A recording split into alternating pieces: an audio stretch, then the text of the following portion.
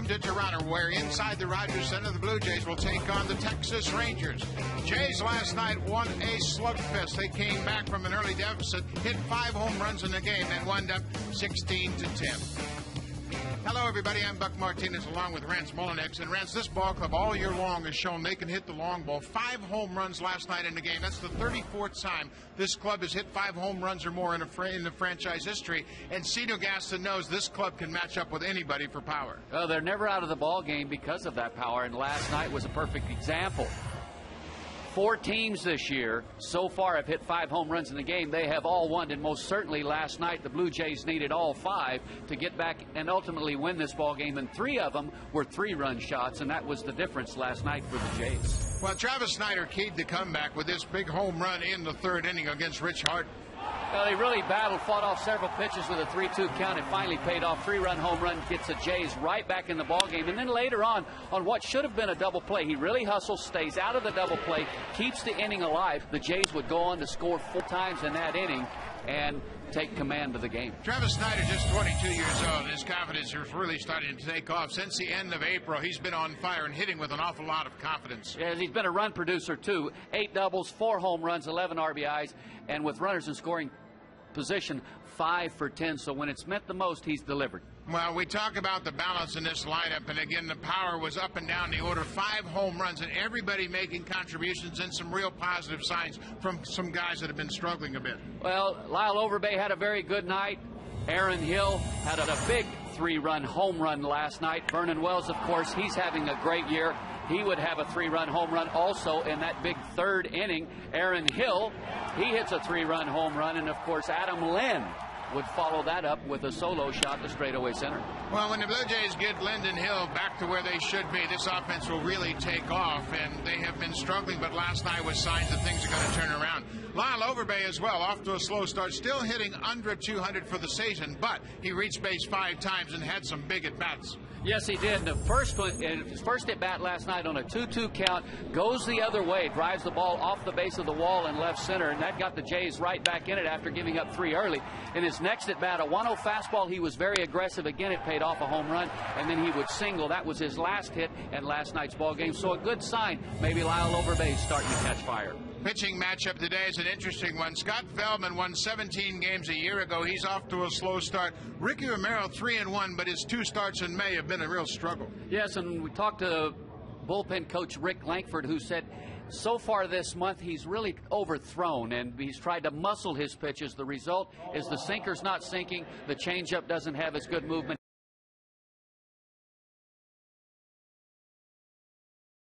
Fastball move, maybe go a little easier as opposed to slower. Vladdy Guerrero, 10 for 15 so far against the Blue Jays. Lyle Overbay, Aaron Hill showed their power. Blue Jays out homer to Rangers 5-1. That was a difference in last night's game.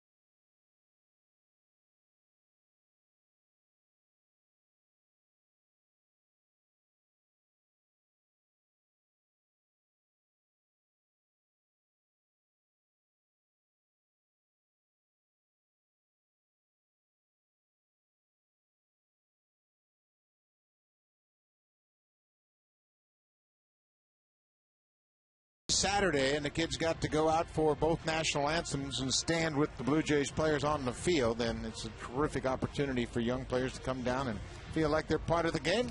Umpiring crew is set. Hunter Wendelstadt, the home plate umpire today. Mike Winters at third, Mike Estabrook at second, and Brian Runge will be at first base. Offensively, both of these clubs had a big night with the bats, and Blue Jays won out as they pounded out 16 runs on 15 hits, including 5 home runs. Texas Rangers, on the other hand, they scored a lot as well. Elvis Andrus, Michael Young, Josh Hamilton, top of the order. Vladdy Guerrero this season against the Blue Jays, 10 for 15 with a homer and 4 RBI, hitting .341. Nelson Cruz is back in the lineup for a second day after returning from the disabled list. David Murphy gets a start in left.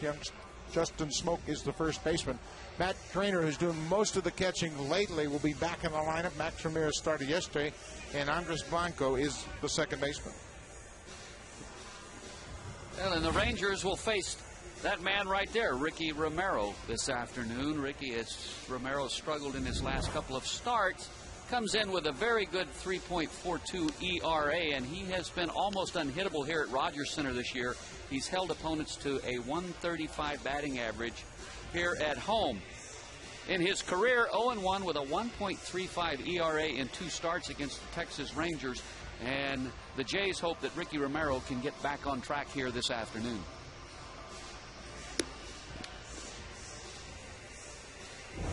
Ricky Romero, a 4-pitch pitcher, a fastball 89 to 93, very good curveball, occasional slider, and an outstanding change, but the change has not been effective this month. The reason, he's overthrown it somewhat, tried to throw it a little too hard, or muscle it, if you will.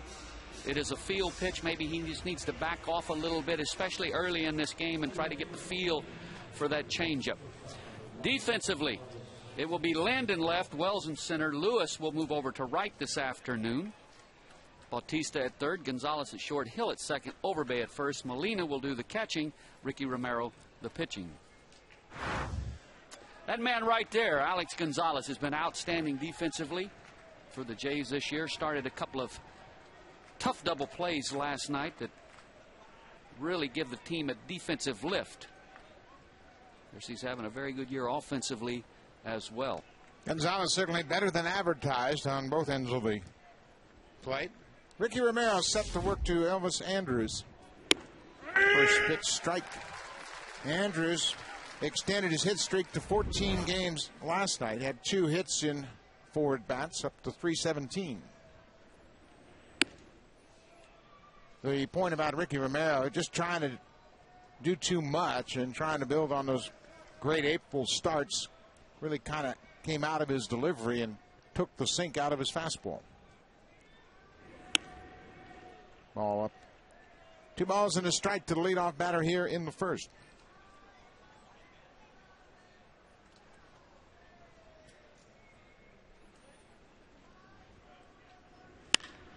Ball hit to right field. Fred Lewis. He's got it measured. Makes the catch. Lewis making his first start in right field. Predominantly playing in left field. He made one other start in center field in place of Vernon Wells. Travis Snyder, the normal right fielder who had such a great night offensively last night, is on the lineup with a strained right wrist. It's not thought to be serious, and they hope he can return to the lineup tomorrow. It would be a shame if it is something of a serious nature, considering how he's really starting to hit his stride offensively. Michael Young, the third baseman, takes the first pitch strike. Romero, again, a 4-pitch pitcher, but relies heavily on his fastball. He'll use that fastball 60-65% of the time, and that changeup. He'll throw that changeup about 30% of the time. So, although he'll mix it up once in a while with a curveball, occasional sliders, primarily fastball change.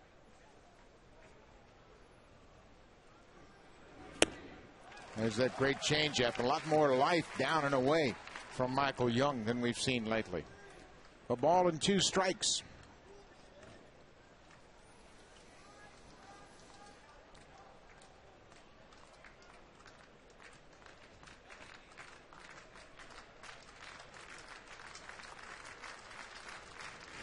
Got him. Looked like a little cut fastball, late movement. Ricky Romero racks up his first strikeout of the afternoon. Now, the last two pitches that Ricky Romero threw to Michael Young had great life and movement. Looked like maybe a change-up grip he had there coming out of the glove.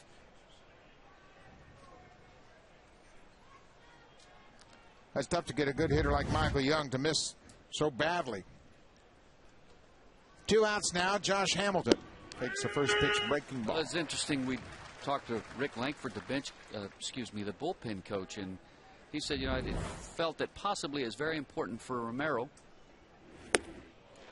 to get off to a good start today so that he could build on that. He kind of felt like he gets off to a little bit of a rough start and he presses a little bit and tries to go a little too hard. Everything flattens out. There's Lankford down in the pen. Romero ahead 0-2 on Hamilton. Strike 3 call. Well, you can't have a much better good start than that. 3 up, 3 down in the first, including 2 strikeouts. Ricky Romero off to a fast start, gets Josh Hamilton.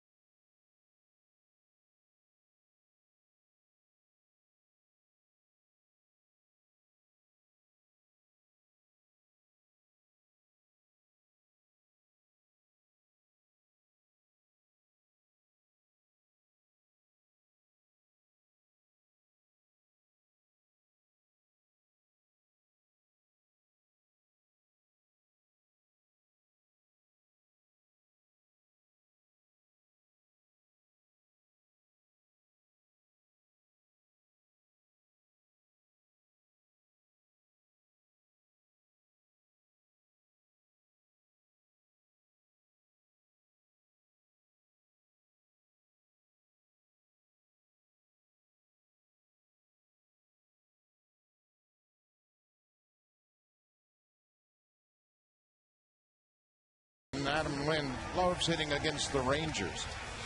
Look at it, .313 average, 5 doubles. He's hit 11 home runs and driven in 30 runs against Texas.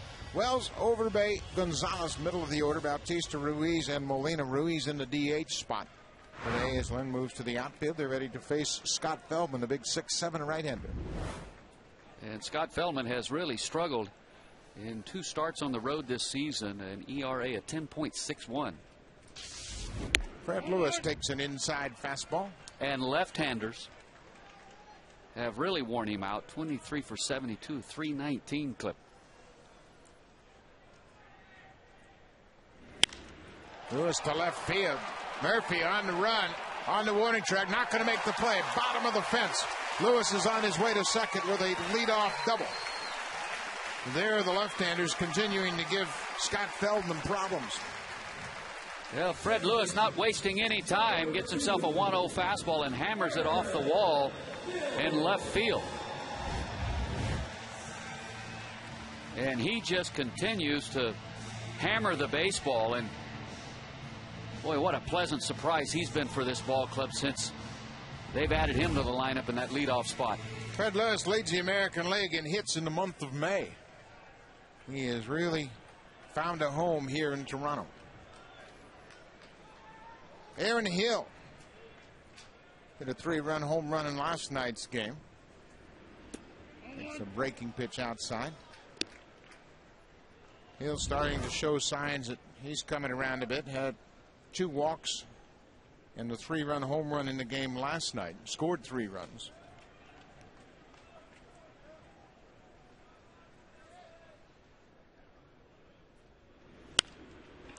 Good cut of a fastball.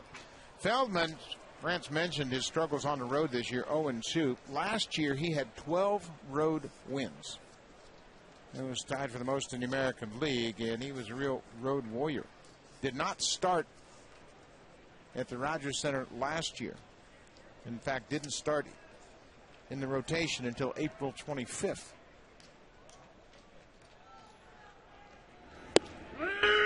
Right on the corner. A ball and 2 strikes. But Feldman has always been a reliever. They converted him, put him into the rotation, and he responded with a 17-8 record last year.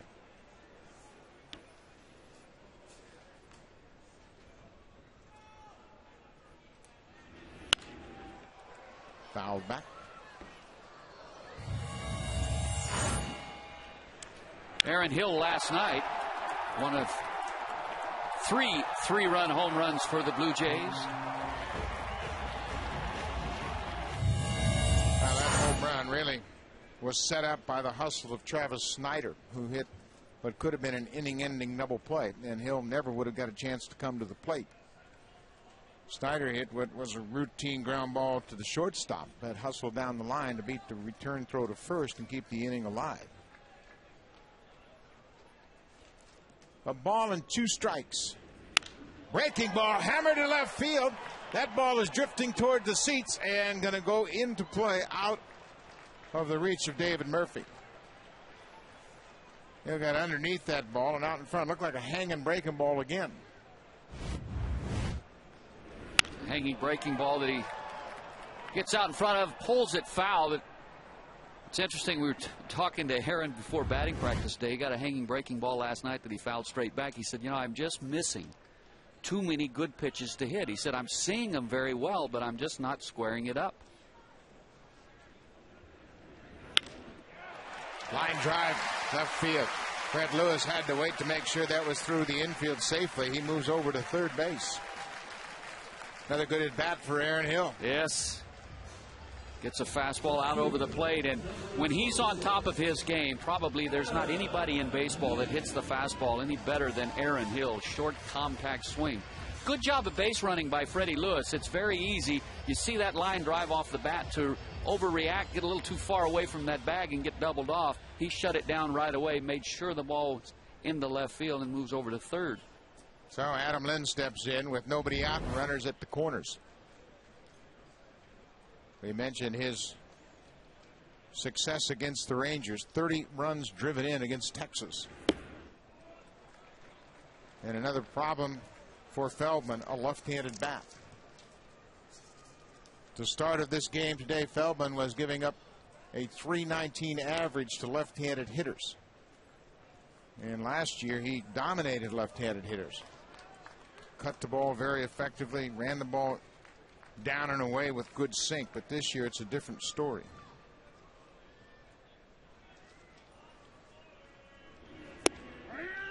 Fastball right at the knees. Yeah, you talked about Adam Lynn and the career that he's had against the Rangers. 30 RBIs. He also had a home run last night. Now has 11 career home runs against Ranger pitching. So if he's going to get it going, maybe this is the team that get him back on track.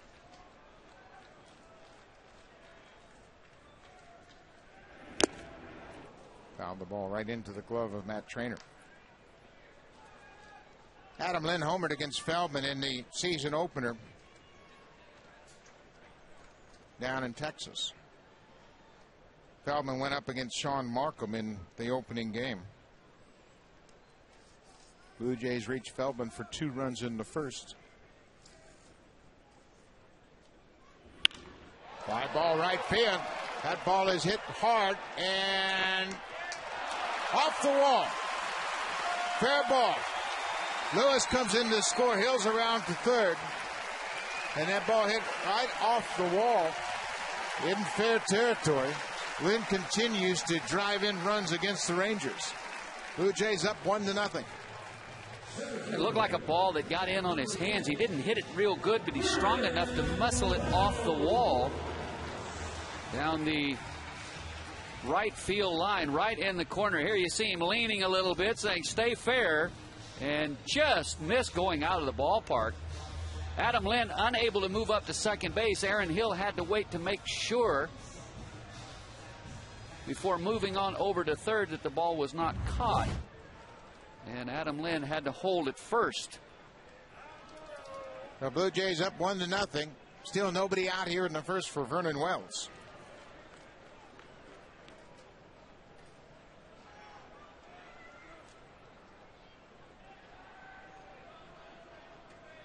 What's going on, the umpire? I don't know, there's a rosin bag behind the mound not in the right spot, or what's going on? I'm not sure what it is, but Brian Runge is walking all the way across talking to Michael Winters.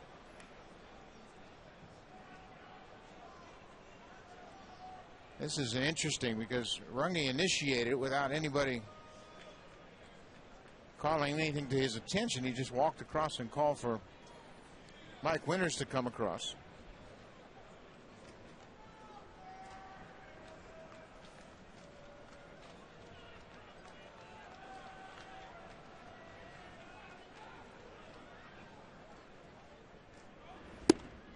Fastball down and into Wells. Mike Winters is the crew chief. He's the third base umpire here this afternoon. So Runge had a question for him. Obviously didn't have an impact on play to this point. Feldman behind Wells, a ball and no strikes.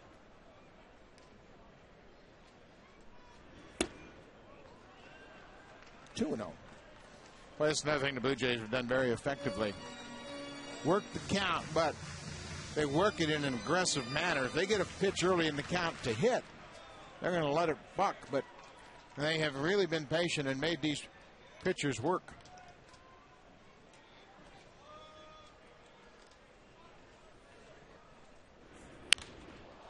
Popped up. Left side, Michael Young, the third baseman, now into foul ground and makes the catch. 1 out.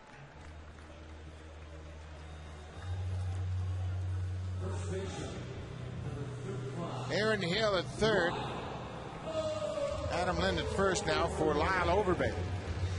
Overbay had a big night at the plate last night.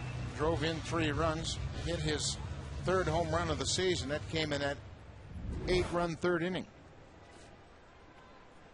Well, that aggressiveness has paid off when they've gotten a good pitch to hit either early in the count or deep in the count, especially when you look at the power numbers. The Jays have hit 57 home runs coming into this afternoon's ball game. Now have 102 doubles. Started the game with 100, of course. Well, excuse me, 101 doubles. Lewis was a double. I forgotten that Lind had to shut it down at first base, but this ball club is a team that can beat you up if you make mistakes. No balls and a strike to Lyle Overbay. Right on the corner. Overbay needs to battle right here, try to get in the base runner from third. A good job of that going the opposite field in his first at bat in last night's game to drive home 2. That tied the score at 3-all. That ball tapped foul at the plate. Well, since Cito Gaston took over as manager of the ball club, you can see where the Jays rank. But first in doubles with 620, fourth in home runs, and extra base hit total of 1,002 is second in the AL. Cito's always been a proponent of getting ready for that fastball and being aggressive. And boy, since he's returned to the dugout, this team has taken off with the bats. Another 0-2 pitch. Outside corner. Feldman comes back and retires 2 batters. Gets Wells and then Overbay on strikes.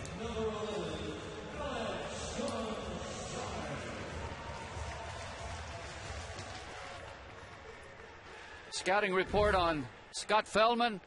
They have a fastball that averaged right around 90 miles an hour. Slider, change. Throw a lot of cut fastballs. And we've seen that here in the first inning. Alex Gonzalez swings at the first pitch off the end of the bat in left field. Murphy got a late break, but he's got the speed to close ground and make the catch.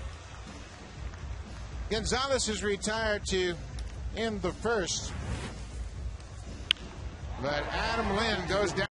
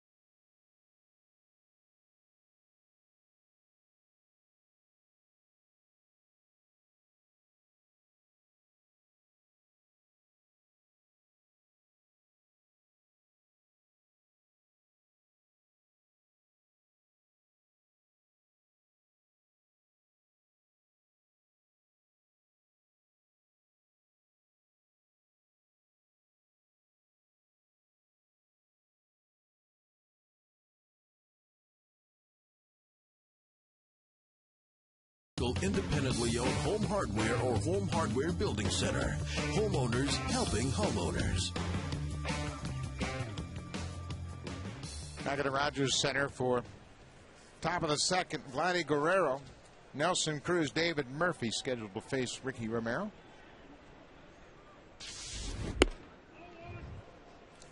Guerrero, 3 hits in last night's game. Seems to be the norm anytime he faces the Blue Jays. You're going to drop a 3 spot on you. Hitting .341.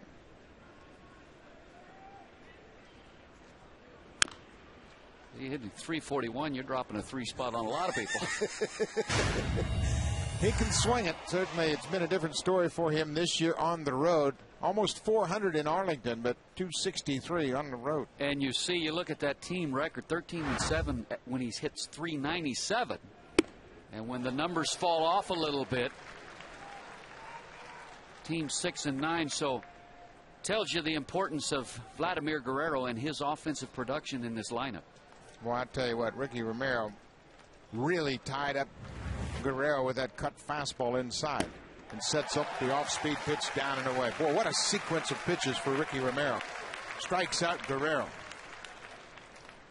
Now that fastball previous in on the hands, that will make you turn it up a notch, and then they throw this good change up moving down and away from you, and you're well out in front.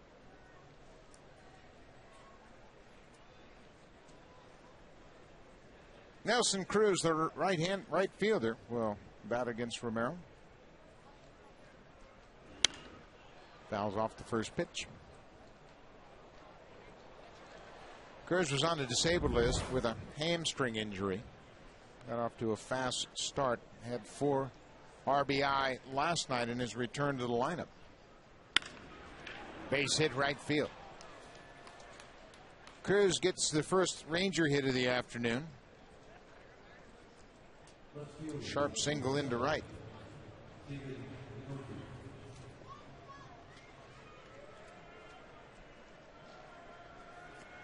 And now David Murphy, the left fielder. Murphy came into the game last night as a pinch hitter in the 4th inning. Finished up the night 1 for 2 with a walk.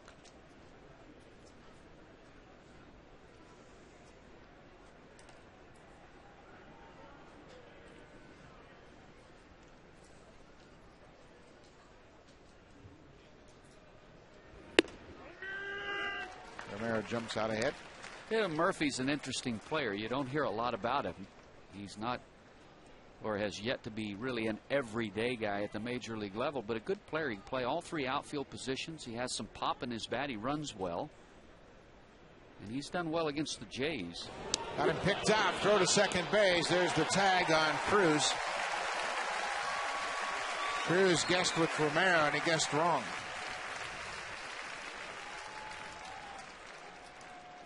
But sometimes against the left-handed pitcher, this is what base runners will do. They will guess, go on first movement. Cruz had been a perfect 5 for 5 in steal attempts. Ricky Romero gets him caught stealing 1-3-6. It was interesting. After he was tagged out, he got up and he looked back like he was maybe looking at the first base coach, Gary Pettis, as if maybe something that they thought they had seen with Romero. Fly ball right field. Fred Lewis hits over into the gap in right center and makes the catch. Ricky Romero gives up a single, but then gets Nelson Cruz caught stealing. Blue Jays are up by a run, 1-0.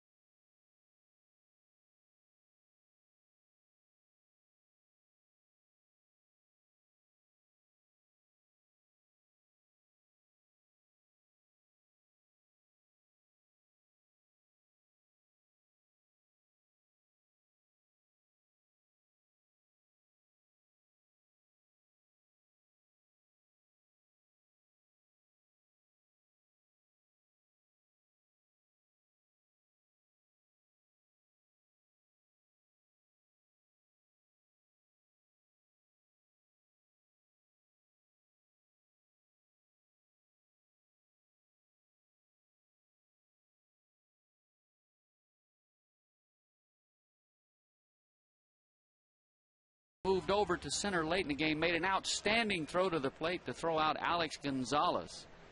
And last year, a .995 fielding percentage, made just one error in 09.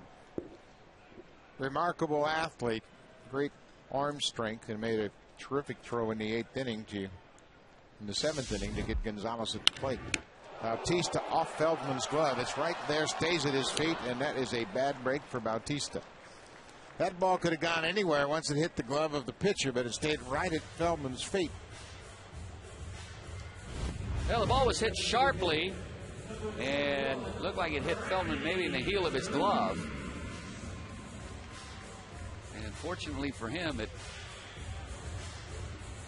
came down right at his feet. Yeah, this is just bad luck. I mean, it hits the slope of the mound and stays right there. It doesn't even bounce away from him.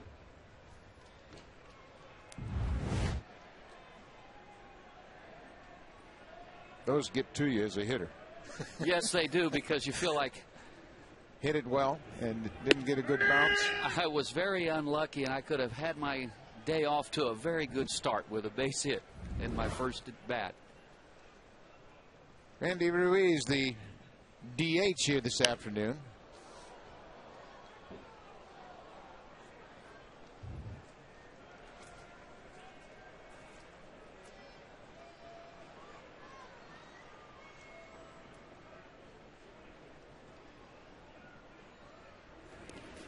Breaking ball in the dirt.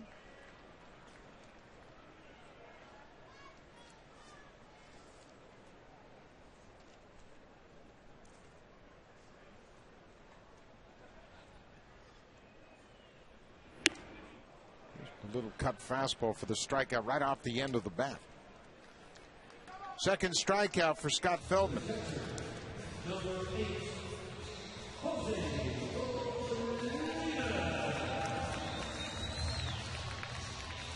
Number 9 hitter Jose Molina will bat. 2 outs. Molina making his 12th start behind the plate here this afternoon.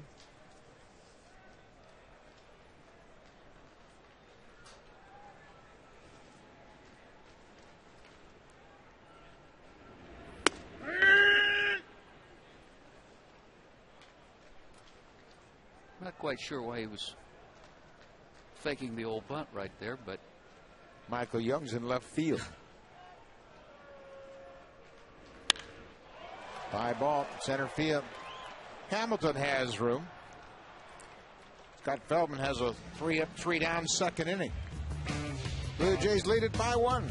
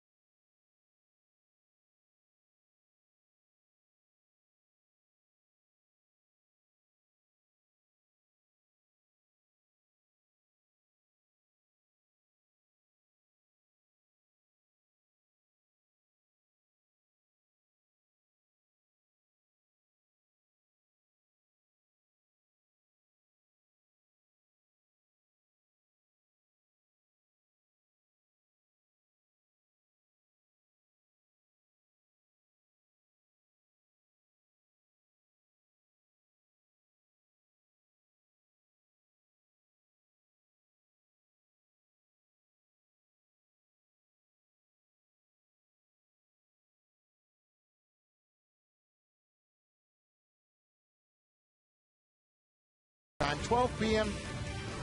Pacific time. Second game of the Memorial Cup. Defending champion, the Windsor Spitfires, opened up with a 9-3 win over the hometown team, the Brandon Wheat Kings. Memorial Cup action, all right here on Rogers Sportsnet. Justin Smoke, first baseman, will bat right-handed against Ricky Romero. Smoke, a switch hitter. Smoke just 23 years old. First round pick in 2008 of the Rangers, 11th overall in the June draft. Wow, there's some movement on that pitch. That's what's created all the wild pitches for Ricky Romero. He's got tremendous movement on all of his pitches.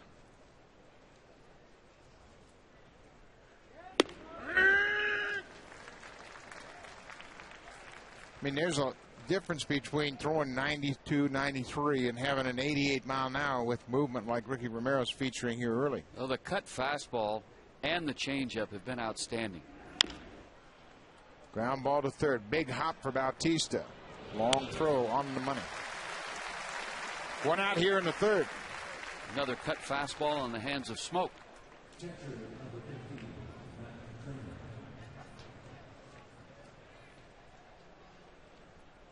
Matt Trainer, the catcher, will face Ricky Romero. Interesting how the Rangers have turned over their entire catching core. Early on, it was Taylor Teagarden and Jared Saltalamacchia.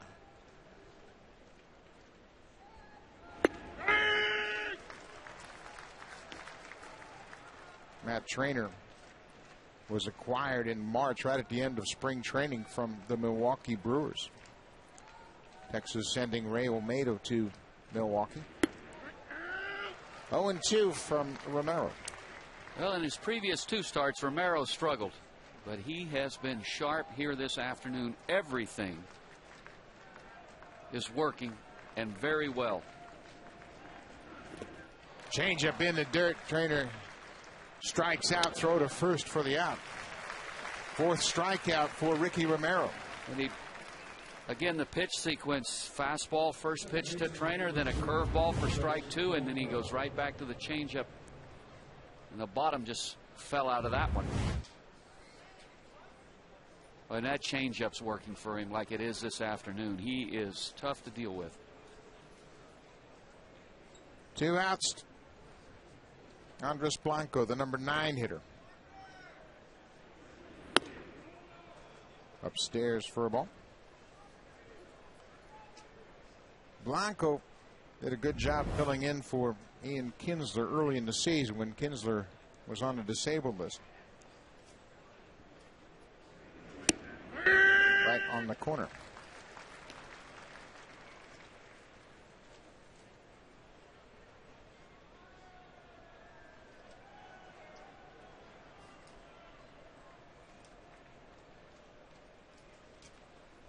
Ball on a strike. Base hit right back up the middle. Ricky Romero made a swipe at it, but it was past his glove into center. Well, to give Blanco credit, this is not a bad pitch. Now, he didn't get it to the side of the plate that he wanted to, but the ball was down. Might even been down and out of the strike zone a little bit, but Blanco hit it sharp right back past him. So the Rangers will turn the lineup over now with 2 outs. Elvis Andrus, the shortstop. Flied out to right field in his first at bat.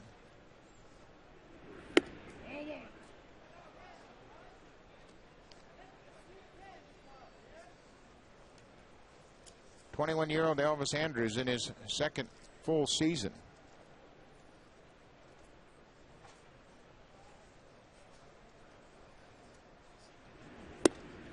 Breaking ball down and in. 2 balls, no strikes.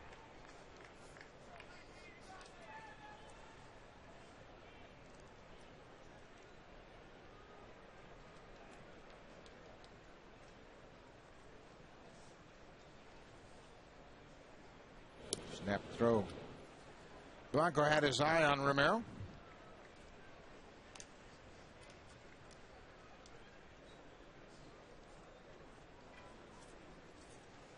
Two balls, no strikes. Fastball on the corner.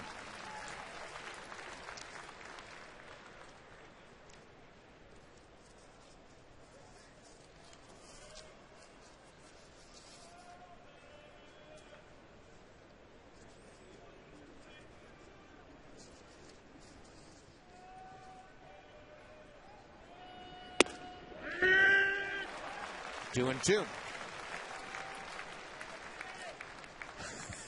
Andrews asked the umpire if it was a strike, and he kind of shrugged his shoulders and said, yeah. I called it one, didn't I? Didn't you hear me?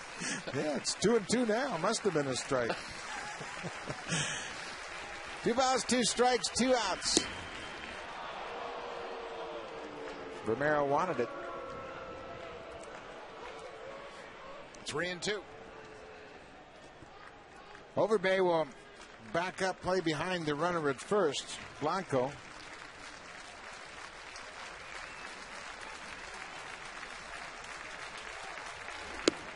Strike 3 called. Inside corner. Ricky Romero strikes out a pair. And he has 5 strikeouts to this point.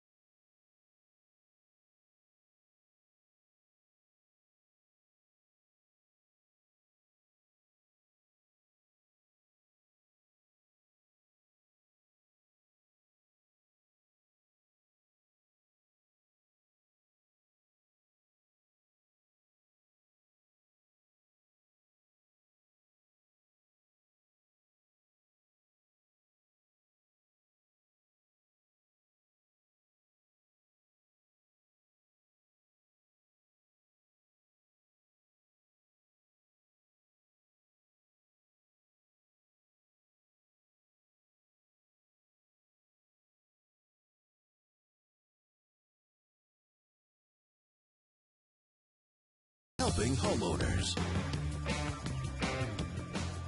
Back here at the Rogers Center, Fred Lewis set the bat against Feldman here in the bottom of the third. Lewis had an opposite field double in his first at bat, scored the only run of the game. 12 doubles now for the Jays leadoff hitter. Ball right in on his hands, and that's where Feldman is most effective to left-handers, when he can crowd him with that cut fastball. Keep the cut fastball on the hands.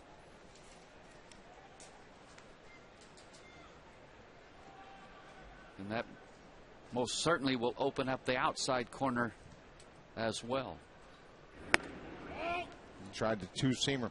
That's one thing we kind of take for granted when we talk about cut fastballs and two-seam fastballs, that everybody understands what we're talking about. That cut fastball, a little bit slower in velocity, but late movement. That's it again. It breaks in on the left-hander's hands. I guess you could characterize it like throwing a football, kind of a spiral with a little you just kind of get off to the side of the baseball with your hand or your fingers and puts that cut spin on the baseball. Usually if a pitcher's four-seam fastball is an average of 92,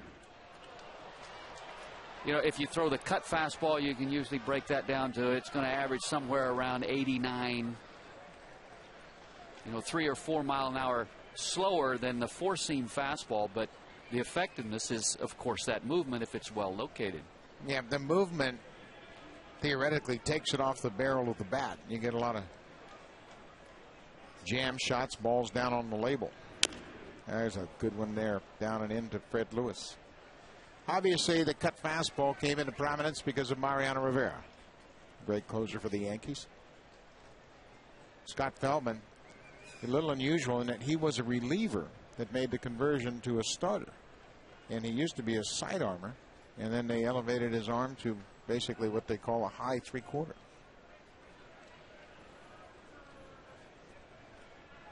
Two balls, two strikes.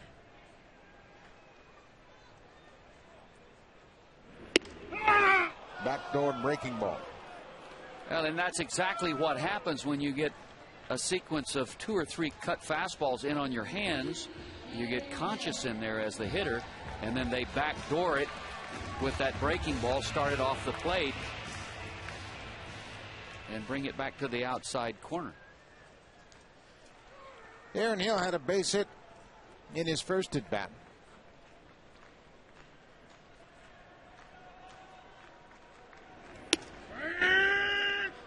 Makes the first pitch strike from Feldman. One of the reasons that the Jays have, since Cito became manager, have had such impressive numbers, especially as the extra base hits, as it applies to the extra base hits, is because his theory has always been the more often you swing at the speed, let's just, as opposed to pitch, let's just say speed that you're looking to swing at, the greater the chances are you're going to square the ball up and hit it hard. So if you're looking fastball, you don't want to chase the breaking ball. You just want to stay with that fastball. And vice versa. If you're sitting on something other than a fastball, you stay with it until situation or count dictates you have to change. Well, ball and 2 strikes to Aaron Hill. Caught him.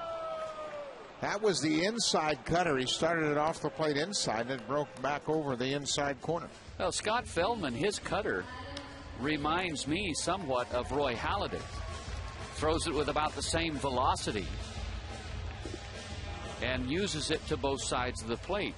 How many times did we see Roy Halladay with a right-handed hitter start the cutter inside off the plate and bring it right back to the inside corner, just like Feldman did to Hill?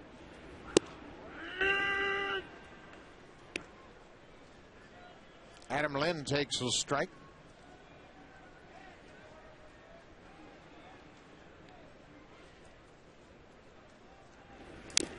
Well, there's a good sinker right off the end of the bat. He's got it going both ways now. Well, it's not an accident that you have the comparison with Halladay and Feldman. Mark Connor, former pitching coach in Toronto with the Rangers, and now a minor league roving pitching coach with Texas. but he had an impact on Feldman the same as he had an impact on Roy Halladay. Talk about the movement, take the ball out of the middle of the plate, sacrifice a little velocity for movement and better quality pitches.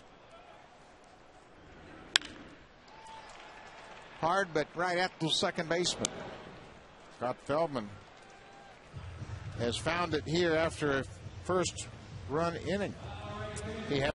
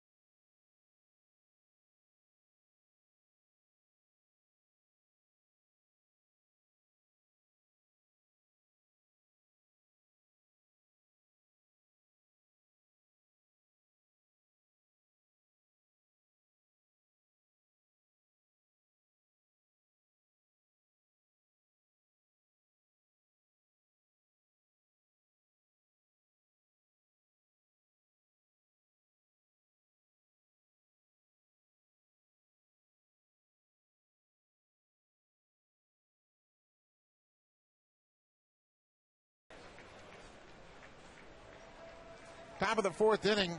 Blue Jays up 1-0.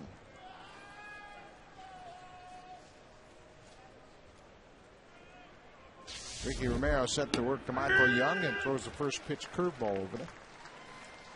Young struck out in the first inning.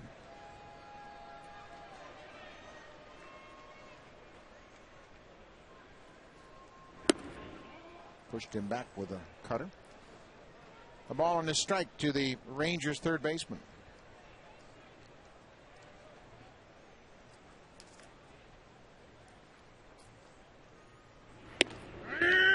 Right on the corner.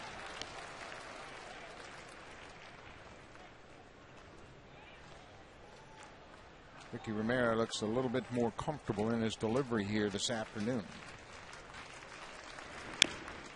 Ow. That ball hit right down into his shin. Well, Michael Young, since 2002, trails only Ichiro in total hits. Ichiro with the 1840. Michael Young with 1606. In some pretty good company. You throw in Jeter, Pujols, Tejada. He has been very durable and very consistent. Fifth round draft pick of the Blue Jays back in '97. He was traded to Texas. Romero strikes him out for a second time. And for the second time with that great changeup, but again, talked about it after that cut fastball in on the hands that he fouled off his leg. He comes back with this changeup, and look at the bottom fall out of it. Great location, great change of pace. Josh Hamilton. Romero reached for a little extra. Hamilton was called out on strikes to end the first. Romero now with 6 strikeouts.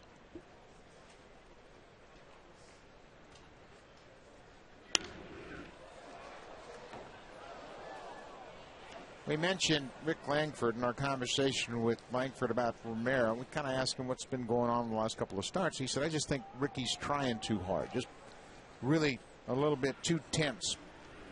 muscling the ball a little bit. He looks much more comfortable today, and he's allowing his delivery to work. Yes, he really has from pitch one of this ball game, and that's probably something that they've talked about and put emphasis on prior to this afternoon's start. 1-2 just off the plate. That's the pitch that Hamilton was called out on in his first at bat. And that is, don't try to go so hard. Maybe back off just a little bit. Think more in terms of 85 to 90%, and you'll get your movement back. Struck him out. Came back with a breaking ball and gets Josh Hamilton for a second time. 7 strikeouts now for the Blue Jays left-hander.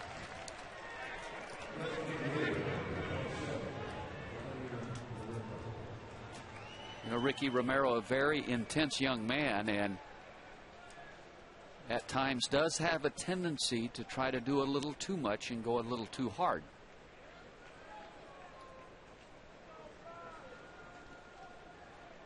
Vlad Guerrero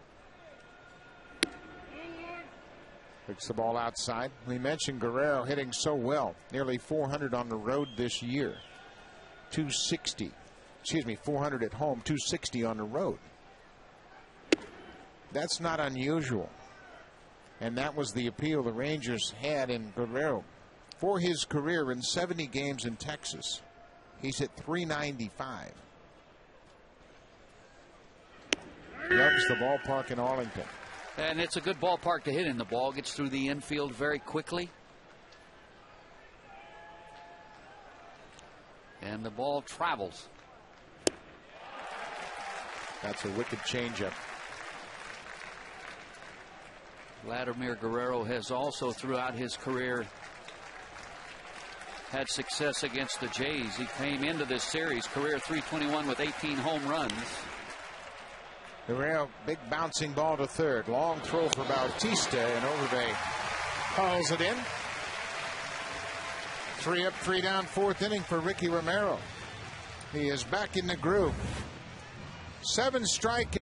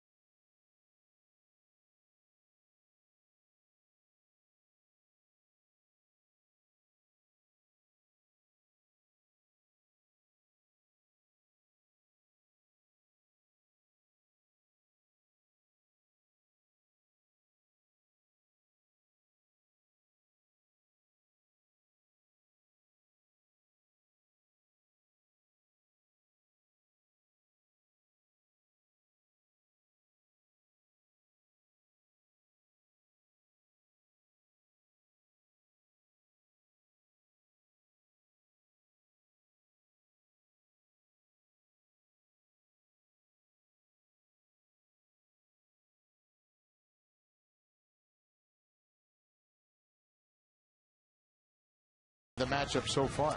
Well, they really have.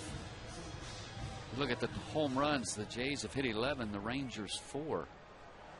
And of course, a big difference in the pitching. 4.58 team ERA for the Jays, +7. Ricky Romero matched up very well against C.J. Wilson down there in Arlington in Game 3 of that opening series.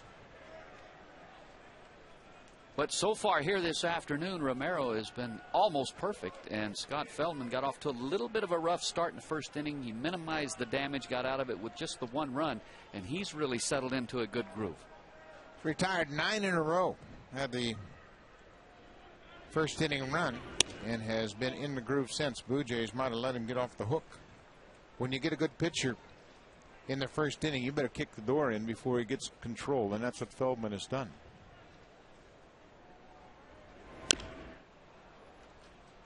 Yeah. Hernan Wells last night, a 3-run home run, part of a 3-home run, 8-run third inning. This is home run number 202 on his career list. That matches him with George Bell. Wells and Bell are one behind Joe Clark on the franchise home run leaderboard. Perfect defense. Monco at second. Wells hit that ball on the button, but right at the second baseman. 10 in a row now, retired by Scott Feldman. There you see Joe Carter, George Bell. Name up on the level of excellence. Well, that George Bell, when he was in his prime, I can say I don't think I ever played with anybody that was, in terms of power, batting average, run production, any better than George Bell. And you know what was amazing about George Bell, as much power as he hit with and as quick as he didn't strike out a whole lot. A little bit like Guerrero in that regard. Bat stayed in the zone a long time. I need to look that up. The year that he hit 47 and see how many times he struck out that season. I know one thing, he hit a lot of balls hard. 1-1 to Overbay. Another ground ball to the second baseman. Feldman's got it working now. Well, you must have been there for the series in Chicago in '87, a weekend series, Friday, Saturday, Sunday, when Friday night he went straight away 440 into over the old wall in Old Comiskey, and then the next day left center over everything, and then on Sunday straight away left over everything again. 2 up on the roof. That was an impressive weekend. 2 outs now for Alex Gonzalez.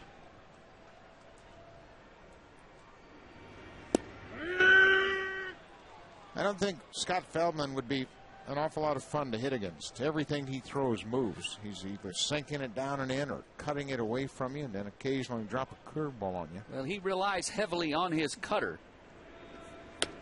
And really, the breakdown on him is about 75% of the time you're going to see that cut fastball. Occasionally, he will two-seam it and sink it, and then he'll mix in that curveball about 22-23% of the time. He hadn't thrown too many pitches over the heart of the plate. Everything is at the corners. Works the edges very well. Well, the way the ball is moving for him this afternoon, he can take the cutter, start it in the middle. He's going to end up on the outside corner, or use the two-seamer and run it back on the inside corner to these right-handers. A ball and 2 strikes. Fisted to the shortstop. Feldman 3 ground ball outs here in the 4th. He's really giving the Blue Jays fits. He's retired 12 straight hitters. Still trailing it.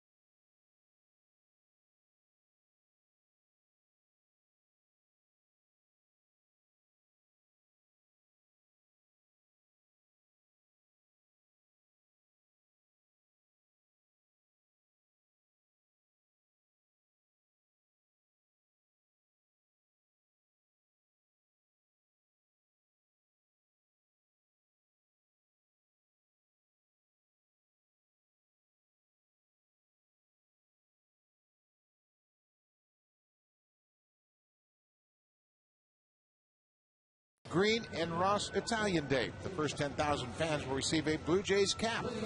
You can call 416-341-1234 for tickets, or log on to BlueJays.com, or stop by most Rogers Plus locations.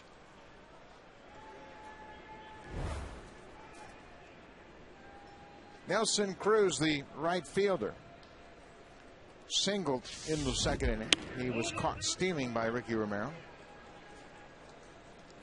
First caught stealing of the season for Cruz. He had been 5 for 5 in steal attempts. 2 balls, no strikes. 1-0 game.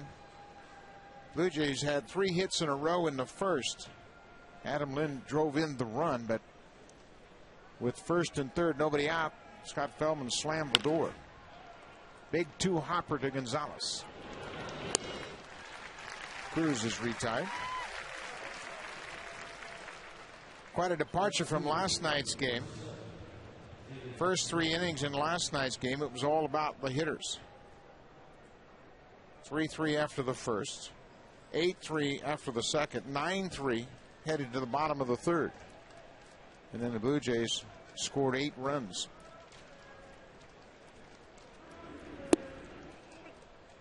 Quality pitching will do that.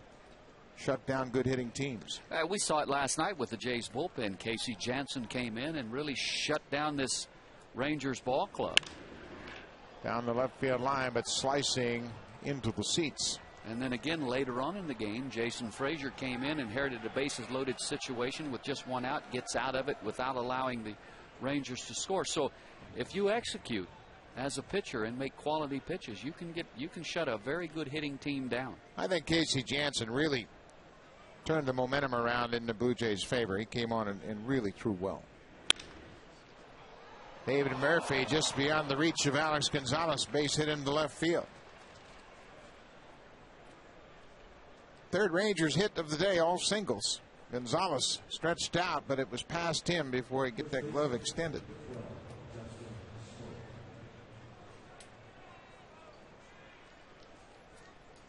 Sometimes off the bat of a left-hander to his opposite field, that ball has kind of some tail to it where it's kind of keeps going away from you or towards the left field line. And Alex Gonzalez, it looked like the ball just kept moving away from him. He couldn't quite get there and make the play.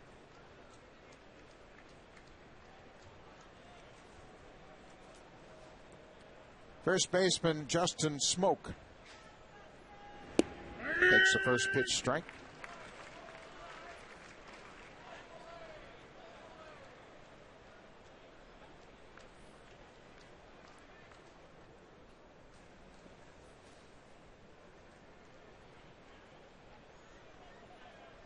No balls and a strike.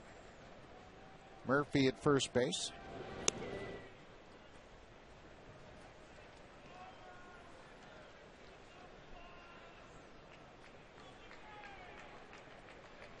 Smoke with 4 home runs, leads all American League rookies in home runs.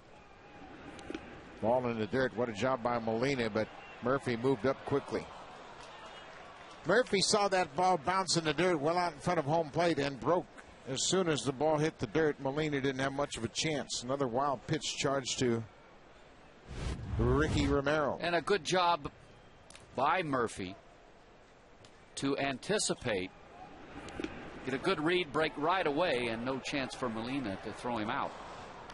That's one of the details that teams will go over in their pre-series meetings. Talk about Romero. He's going to start in this game. Base runners, you got to be aware this guy throws a lot of balls in the dirt. You see something headed for the dirt, anticipate the ball getting away from the catcher. Well, you're always taught as a runner off of first base to try to track the baseball into the strike zone. And oftentimes, if you get a pretty good read, you can anticipate, you can see that the ball is going to be in the dirt. And then you just have to make sure that your read is correct and that you're going to be able to move up. These major league catchers are so good at keeping that ball right in front of him and reacting very quickly. But a good job by Murphy.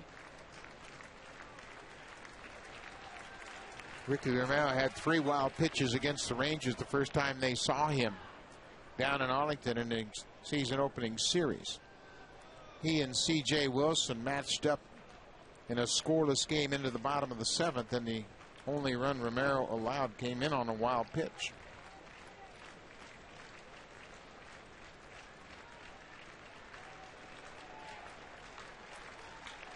A ball and 2 strikes. A fly ball off the end of the bat. Adam Lynn comes over and makes the catch. Murphy goes back to tag, but he'll hold second.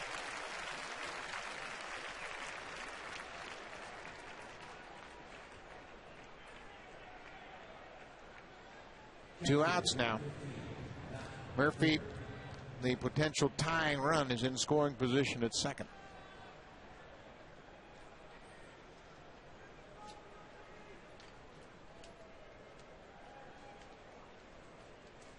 Matt Trainer, the catcher, mentioned he was acquired from the Brewers at the end of spring training. He missed most of last season because of hip surgery.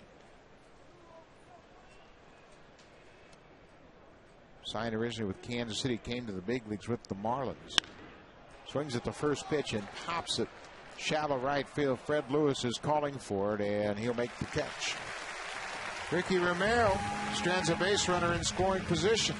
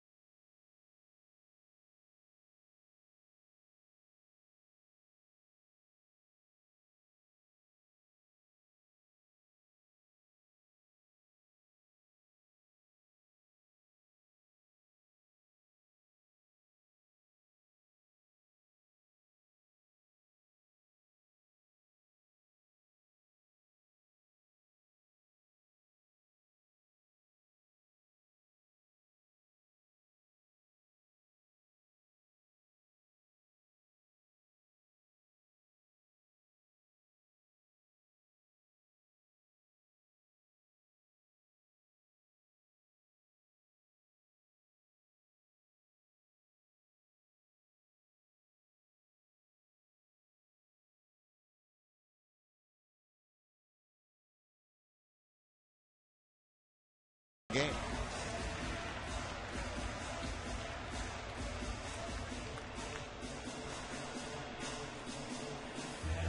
That's still the best seat in the house right there, though. I should know. I spent a lot of time right there. On the bench, baby. 1-0 here, bottom of the 5th. Jose Bautista takes a first pitch breaking ball for a strike. Bautista got a tough break in his first at bat. Hit a shot right back off the glove of the pitcher, Scott Feldman. And Feldman found it right on the mound and threw Bautista out. Drive to left field. That ball is hit hard. That ball's got a chance to get out of here. It does. Jose Bautista, a solo home run, number 8 on the season.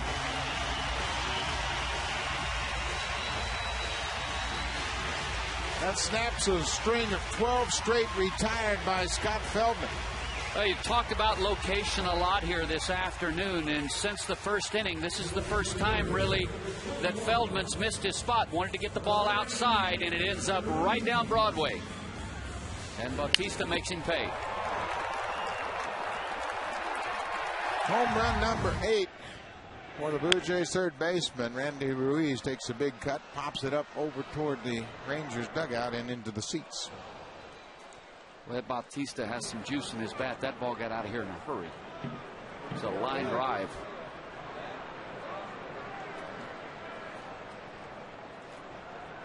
'58 home runs now hit by the Blue Jays. Sharply hit, but right up to second base with plenty of time to throw out Ruiz. One out here in the fifth. Scott Feldman was in a groove. He'd retired 12 straight batters going back to the first inning. And then Jose Bautista has hit the ball hard twice. This bat will come back and hit the catcher trainer. Of course, it didn't look like it caught him flush.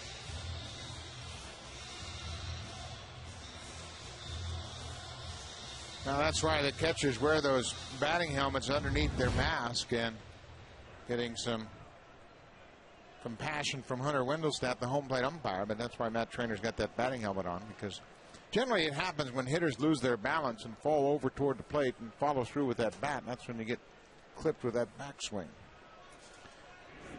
Jose Molina takes a breaking pitch for a strike. My rookie year with the Angels in '77, Andy Etchebarren, a veteran catcher, had been around a long time. He was the backup at the time, and our number one was a catcher by the name of Terry Humphrey, and Terry wore the helmet. And of course, the old timer Etch, he didn't wear it, and we had a doubleheader. Terry caught the first one, Etch was catching the second one. He says, "Here," remember, he asked, he says, "You ought to start wearing that helmet, use that, you know." And of course, yeah, you know, the old timer, I ain't wearing that. Fly ball right field. Nelson Cruz over toward the foul line and missed the ball. Nonchalant, and it missed the ball. The ball sank on him, and he thought he had it all the way. Well, nonchalant is correct. He really thought he had it dialed in. He started to, add a little style to it, and misplaced this baseball. Right here you can see he's really in cruise control, just going to dress it up a little bit, and he just whiffs on it. And boy, is... And Cruz is charged with the error. You certainly can't penalize the pitcher by giving a hitter a hit on that. Molina's at second base on the two-base error.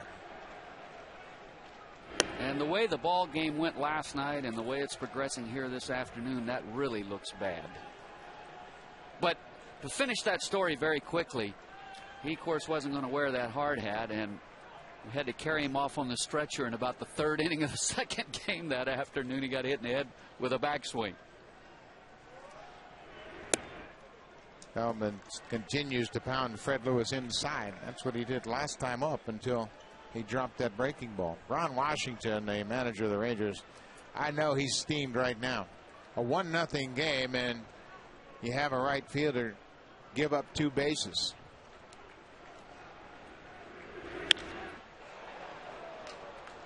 Washington's all about winning. It took him a while to convince the Texas Rangers there was more to baseball than just hitting home runs. And last year they made a run in September at the pennant. Washington unfortunately lost Michael Young to a hamstring injury for the entire month of September. And having played against Ron Washington, he was a player that always went about it the right way, played the game the right way, the way you want it played, always hustled. Fred Lewis fights it off. And Ron Washington came out of the Kansas City Royals Academy. Made it to the big leagues with Minnesota, played with the Dodgers, played all over the field. He was actually a catcher at the academy, but he was just one of those guys that became a super utility player. You can see his wrinkled brow right now. He's not too happy.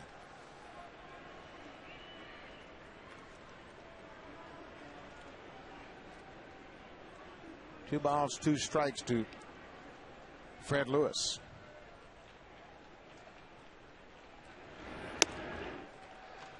Inside.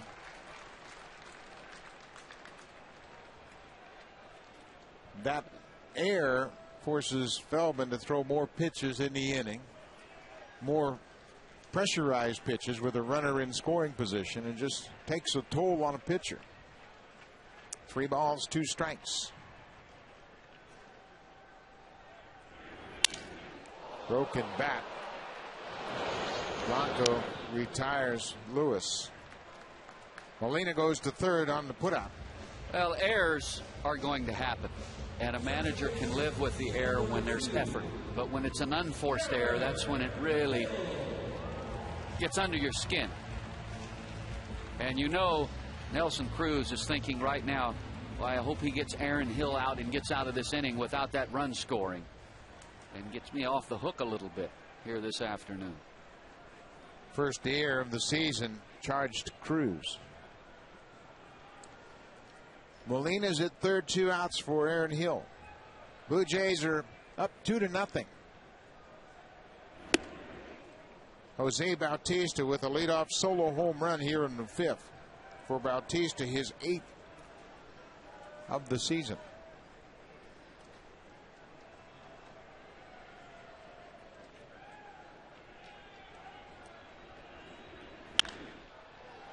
Just foul. You could sense Aaron Hill gearing up for that inside pitch. He felt like Feldman was coming back inside. He just got out in front of it. A ball on the strike. Few occasions here this afternoon where you might see Feldman mix in that curveball or go with something other than the fastball hard, but tried to. The pitch before was the two-seamer. He ran it in. Aaron pulls it foul and then tried to start that cutter in off the plate, bring it back to the inside corner. Said earlier, Aaron Hill, a great fastball hitter.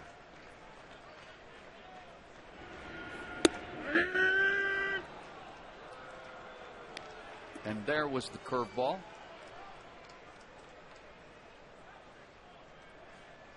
Now Feldman has Hill in a very defensive count and mindset.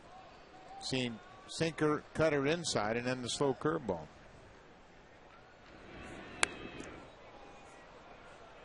Tried to go soft again. And that's not surprising, especially when you run a good fastball in on the hands of the hitter and he pulls it foul and has no trouble getting to it. And maybe it's time to try something else.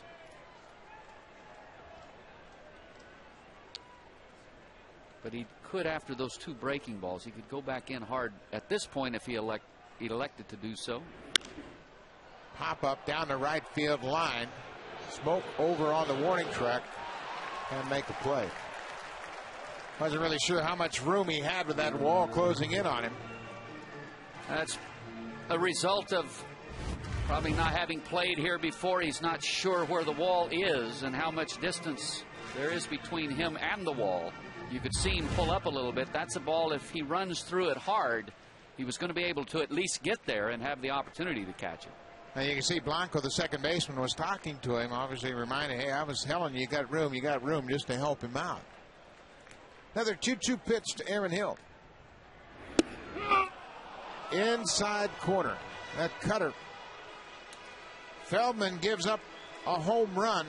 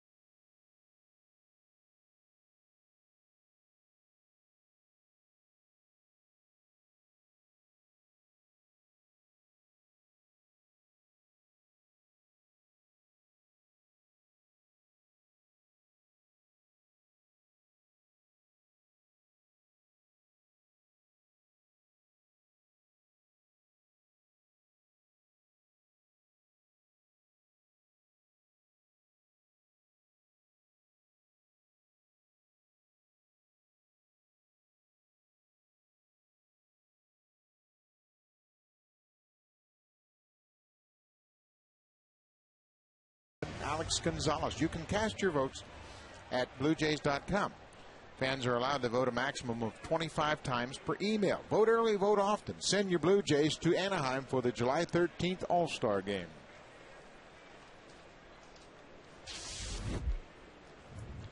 Two nothing Blue Jays. Andres Blanco cuts on the first pitch and fouls it out of play. Blue Jays scored in the first on an RBI single by Adam Lynn, and then the solo home run in the fifth by Jose Bautista.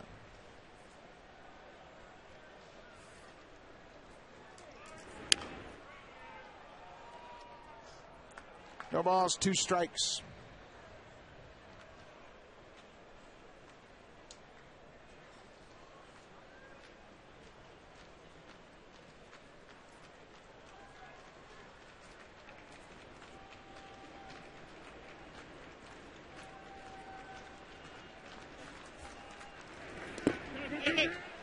Went too far, ball in the dirt. Molina tags out Blanco. 8 strikeouts now for Ricky Romero. Blanco went after that big curveball.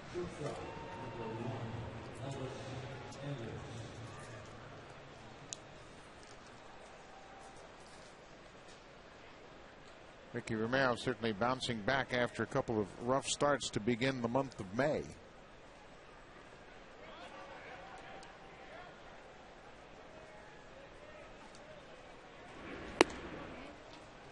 Andrews shows bunt, pulls the bat back. Well, oftentimes, a pitcher gets off to a good start or even a hitter, and then they, about 6 weeks into the season, they hit a little bump in the road. And oftentimes. Ground ball to short. Gonzalez has it. 2 up, 2 down here in the 6th. It becomes a topic of conversation or focus, if you will, but everybody's going to go through it. Hitters are going to struggle at times, and so do pitchers. And the last couple of starts have been a little rough for Ricky Romero, but he's really bounced back here this afternoon. Went up against a couple of more veteran lineups in Cleveland and Chicago, and they made some adjustments and hit him around a bit. 2 outs. Michael Young swings at the first pitch and rips it past Overbay into right. Fred Lewis over quickly and holds Michael Young to a single. And Michael Young just continues to be productive. You mentioned earlier how durable since 02 going through 02 through 08, he played in 156, 160, 160, 159, 162, 156, and 155 games. That's durable. And mental toughness. Josh Hamilton has struck out twice this afternoon. I researched Michael, a little history on him and his family, and he talked about how hard his father worked to provide a living in construction for his family. And he said, that's the attitude I take to the ballpark every day, that I'm supposed to play and give a great effort. He said, this summertime is not just a kind of a summer break for me, because I remember how hard my father worked to provide a living. And so he brings that attitude, that same work ethic to the baseball field with him every day. A ball on the strike to Hamilton. Late swing and a breaking ball. And you can see it in Michael Young's approach and the impact he has on his team. And here's an all-star, a guy that's one of the premier hitters in the league that has moved 3 times in his career to change positions on the infield. A ball and 2 strikes, 2 outs. Josh Hamilton strikes out for a 3rd time. Hamilton has the hat trick. Ricky Romero has 9 strikeouts.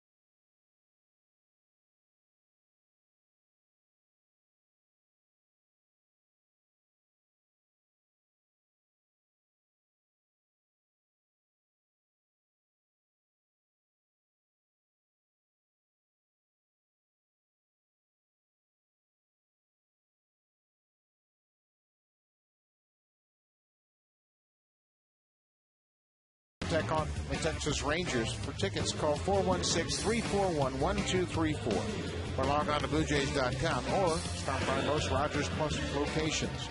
Tomorrow it'll be Colby Lewis going up against Brandon Morrow for the third and final game of this series. You can bet Brandon Morrow's chomping at the bit, ready to get back out there after a disappointing start against the Red Sox last time out. Scott Feldman, first pitch to Adam Lynn, is hit into center field. One up, one down here in the sixth. Brandon Morrow, just an inning and 2/3 where control really got to him against the Red Sox. A lack of control chased him early in that ball game, and a disappointing start.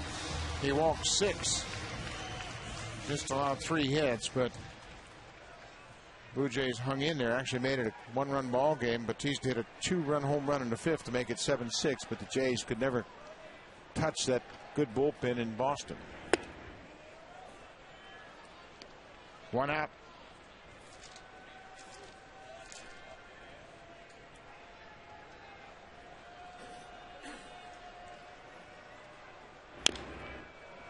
Boy, that ball is dodging and diving all over the place. Feldman has only allowed 4 hits.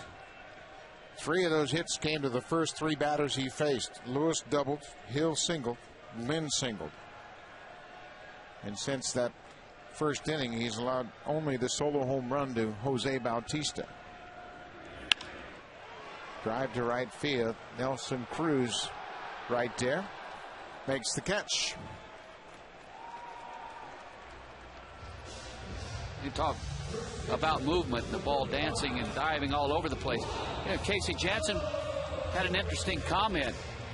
He said, you know, when he came into the game last night, not only himself, although he managed to get through it very well, he said a lot of pitchers really struggled. The wind was blowing, the way it was blowing was from home plate out to center field.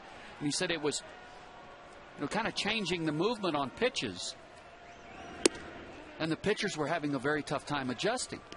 You know, maybe the ball's sinking a little bit more, or the breaking ball's got a little more bite to it than normal because of that wind blowing right from home to the pitcher's mound. Base hit into center for Lyle Overbay. His first hit in 3 trips this afternoon. Now, and after a perfect night last night, getting 3 hits and walking twice, you know, to keep that momentum, you need to come right back the next afternoon and pick up where you left off, and that base hit by Lyle Overbay most certainly will help him keep some of that momentum. Alex Gonzalez 0 for 2 so far. Gonzalez had an RBI opposite field double. You know, you go 3 last night. You get 3 hits in last night's ball game. You come out and take the 0 for here this afternoon, and you know, you feel like you really haven't accomplished anything or kept your head above water. But that base hit right there most certainly changed your outlook.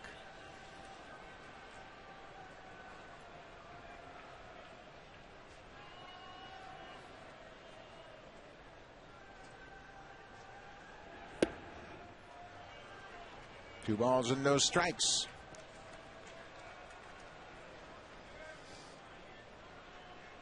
Interesting, the focus of this game compared to that one last night, when you just knew things were going back and forth. But both pitchers this afternoon have really controlled the offense.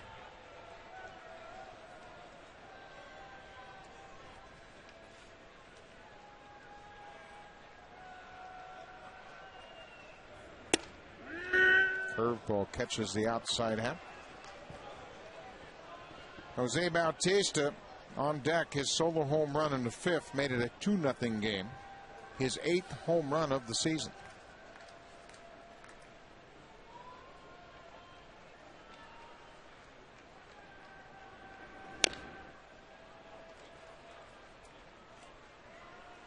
Scott Feldman, we mentioned he went into the rotation last April 25th. He started out as a long reliever.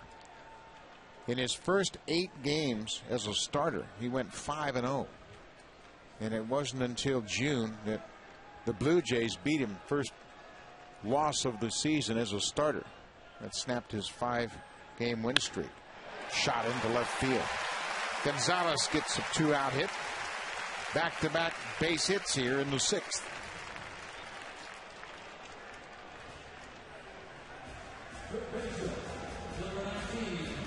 Now Feldman has to deal with Bautista, who's hit the ball hard twice this afternoon. And of course homered in his last at bat. And again, that last pitch to Gonzalez, one of the few times this afternoon that Feldman missed to location.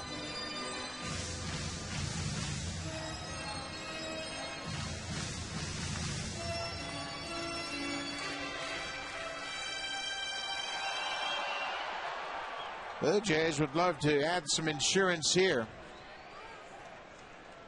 Up 2-0. Overbay at second, Gonzalez at first.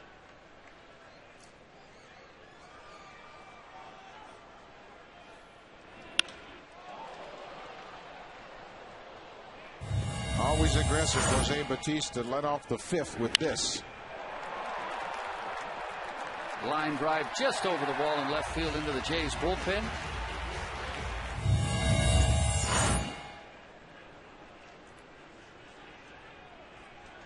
Checking to see if that bat held up after hit that ball toward the end of the barrel. No balls in his strike. 2 outs.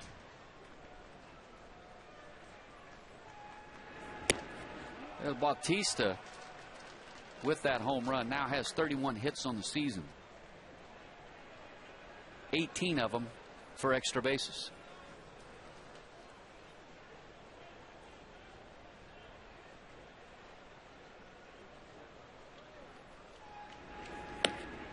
Now the breaking ball, he checked in time. Well, that really plays into the philosophy of Cito Gaston. This club doesn't have a lot of speed. So if you're not going to have a lot of speed and can't steal bases, why would you worry about your on-base percentage? Just try to do some damage and drive in runs. And they've done that better than any club in baseball. Extra base hits.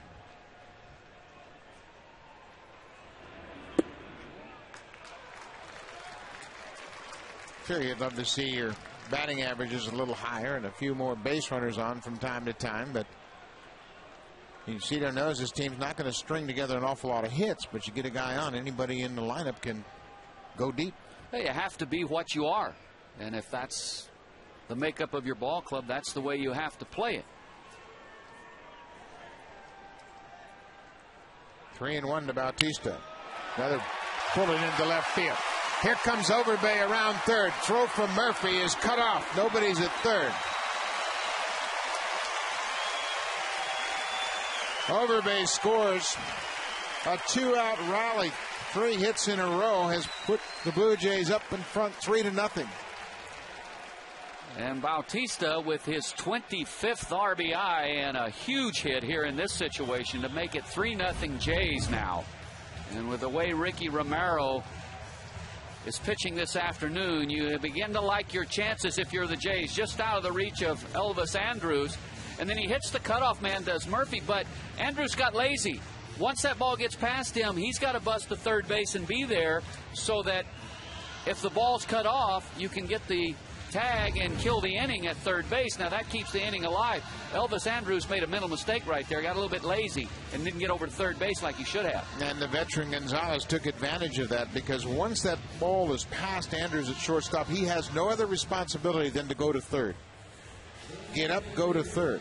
And Michael Young, when he cut the ball, started to go right to third base, and you could tell by his reaction, was surprised that Andrus wasn't there. So the inning is still alive. All this happening with 2 outs. Randy Ruiz.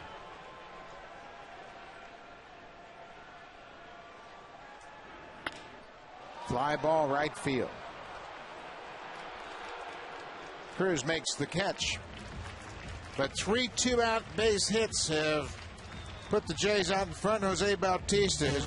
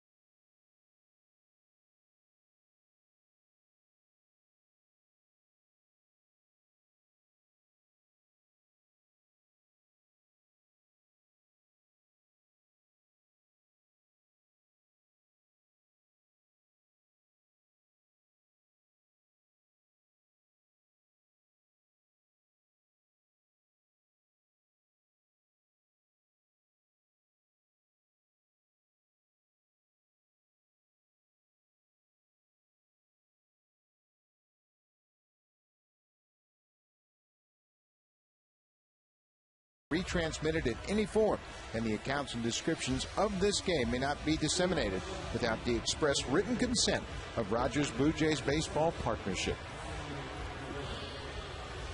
We're in the 7th here at the Rogers Center. Blue Jays lead it 3-0 behind the 4-hit pitching of Ricky Romero.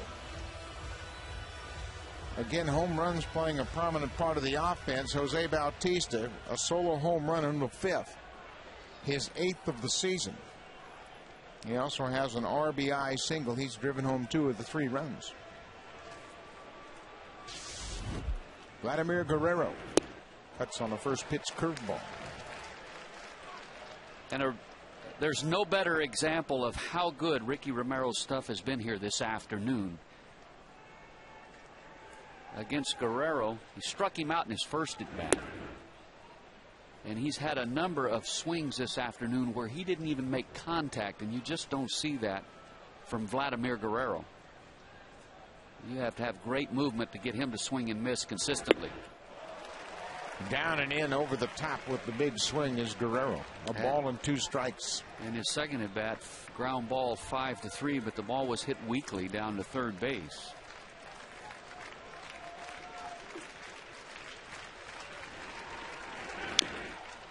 He's got a piece of it.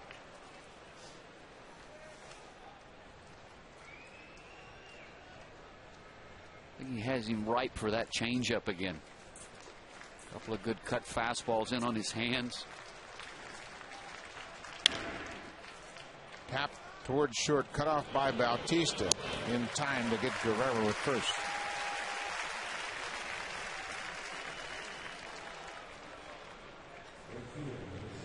Jose Bautista, sensing that was going to be a tricky hop for the shortstop, cut in front of Gonzalez and made an easy play of it. Well, as a third baseman, if you can get to it, you're taught, go get it. Because you have all of your momentum moving towards third base when you're moving to your left, as Bautista was on that last ground ball, and it's an easier play for the third baseman as opposed to the shortstop.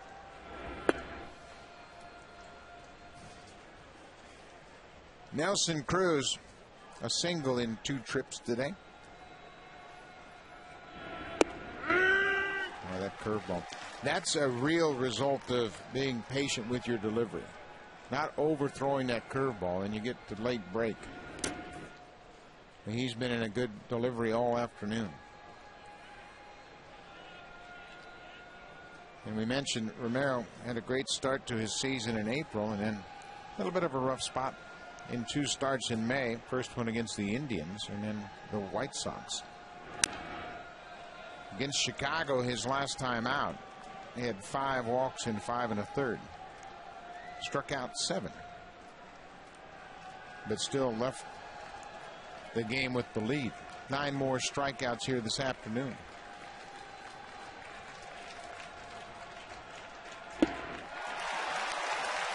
What a good breaking ball. 10 strikeouts now for Ricky Romero as he gets Nelson Cruz.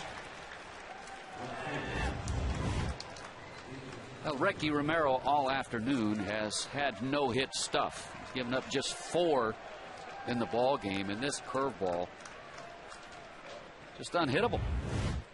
10 strikeouts. Romero is now second in the American League to Jared Weaver in strikeouts. Weaver has 59.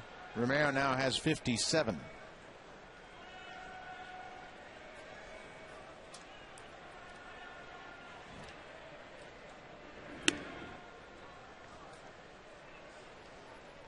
Two balls, no strikes. Ricky Romero's career high in strikeouts is 12. Happened earlier in the season in that near no-hitter he threw against the White Sox.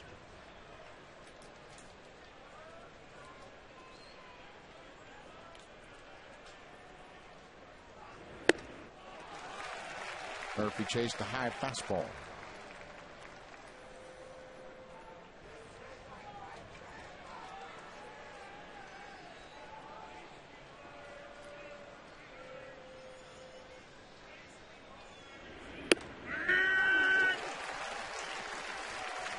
Back in the count at 2-2.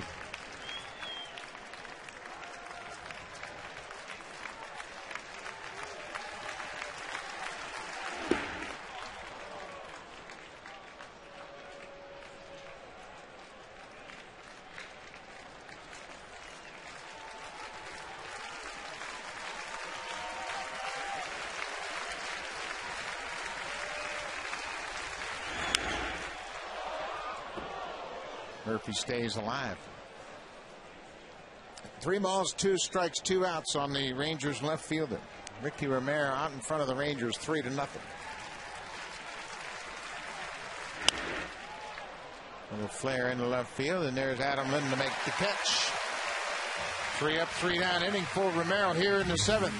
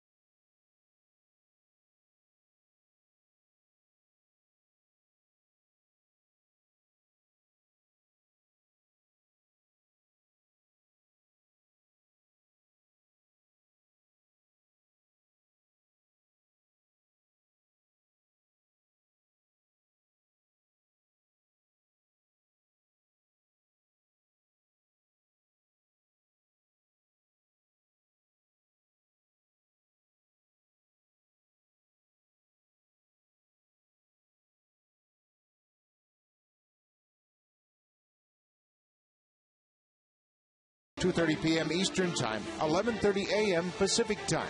UEFA Champions League Final.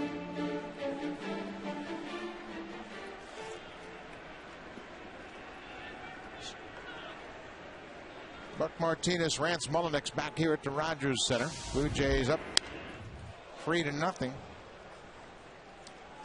Scott Feldman and Ricky Romero, the starters in this game. Feldman has given up single runs in the 1st, 5th, and 6th. Ricky Romero has shut out the Rangers through 7.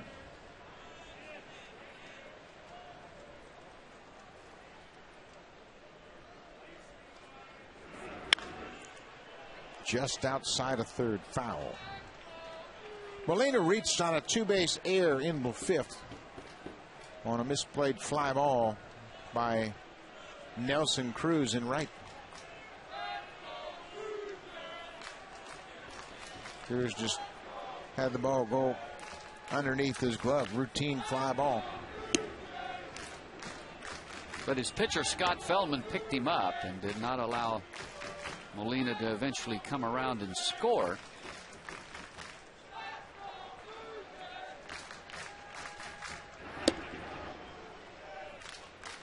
Pretty good looking pitch. Just missed the inside corner. 2 balls, 2 strikes.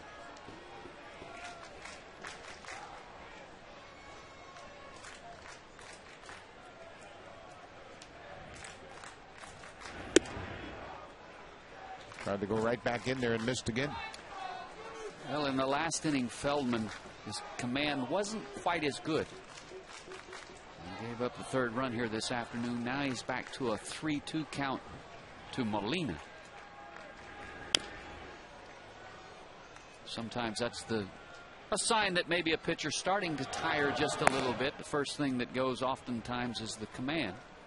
And in the last in the last inning and so far here, the first hitter in this one, not quite as sharp as he was through the first 5-6 innings of this ball game. 3-2 to Molina. Base hit left field. Hanging breaking ball, and he jumped all over it. 8th hit for the Blue Jays this afternoon.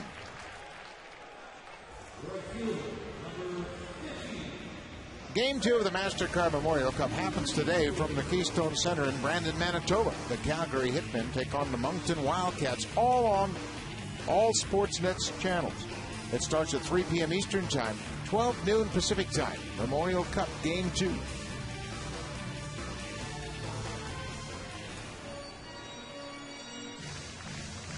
And again, that last pitch to Molina, 3-2 breaking ball that clearly stayed up, was not sharp, didn't have good bite to it. And maybe this is nothing more than a visit by Mike Maddox, the pitching coach, to just give the bullpen a little more time in the event they need to go there and make a change. Well, I think it was just an opportunity to give Feldman a little breather here and see if he can't regroup and erase that leadoff base hit. Fred Lewis, a double in the first inning.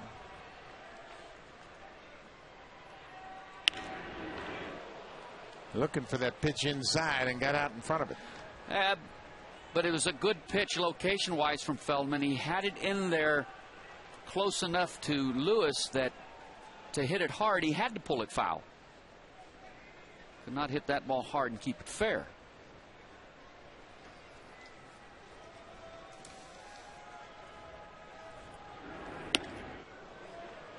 Up and in, pushed him back.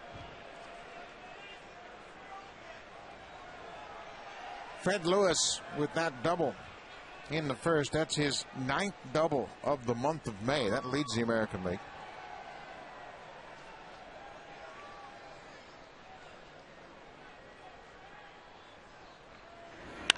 That ball is scorched right at the right fielder, Nelson Cruz.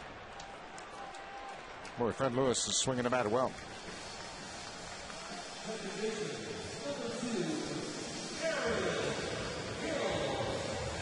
Pat Feldman fairly efficient all afternoon. A 20-pitch first inning and a 21-pitch fifth inning. Had to work a little harder after that error by Nelson Cruz in the fifth.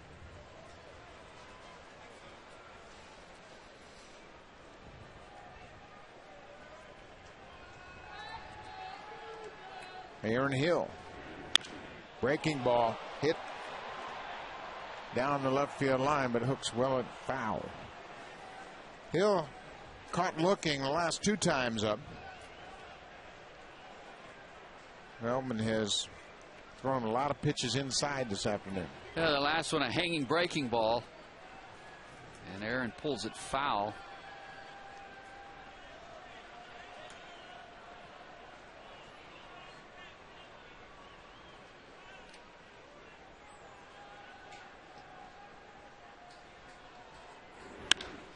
Ball hammered toward right field, but Cruz has got plenty of room, and he makes the catch.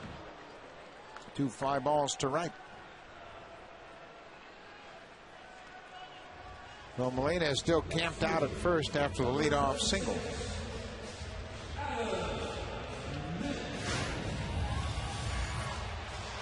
There you see what Adam Lynn has done in his career against the Texas Rangers. 31 RBIs.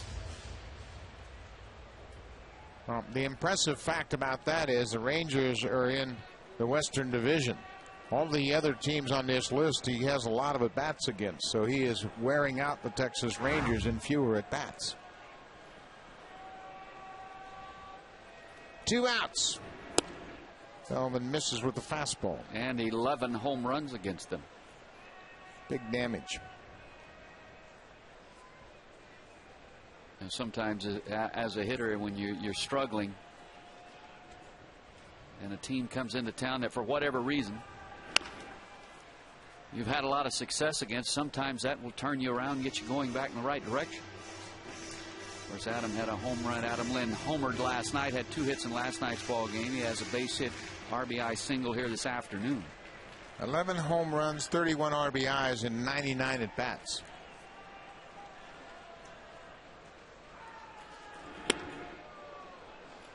This is just the 24th game he has played against the Rangers.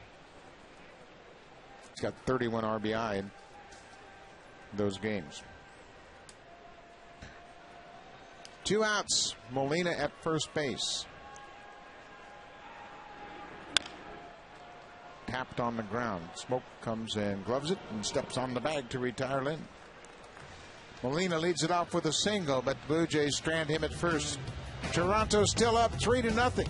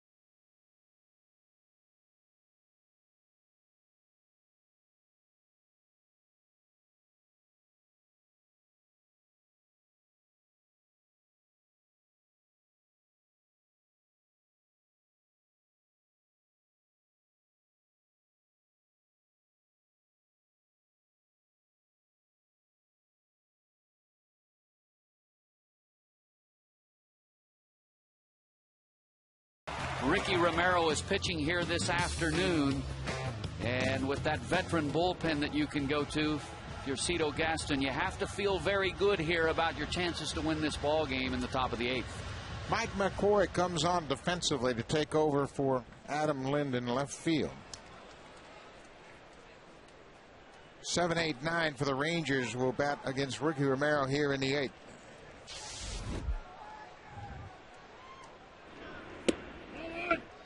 Romero has been very efficient with his pitches here this afternoon, even though he has 10 strikeouts. That's just the 90th pitch of the afternoon.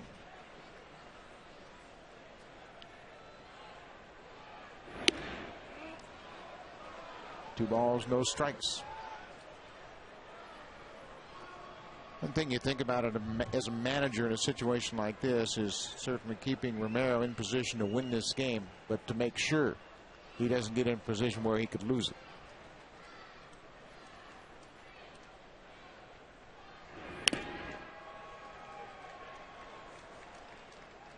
Romero has last pitched 8 innings back on the 18th of April. That was here against the Angels, and he was a loser in that game, although he gave up just 5 hits.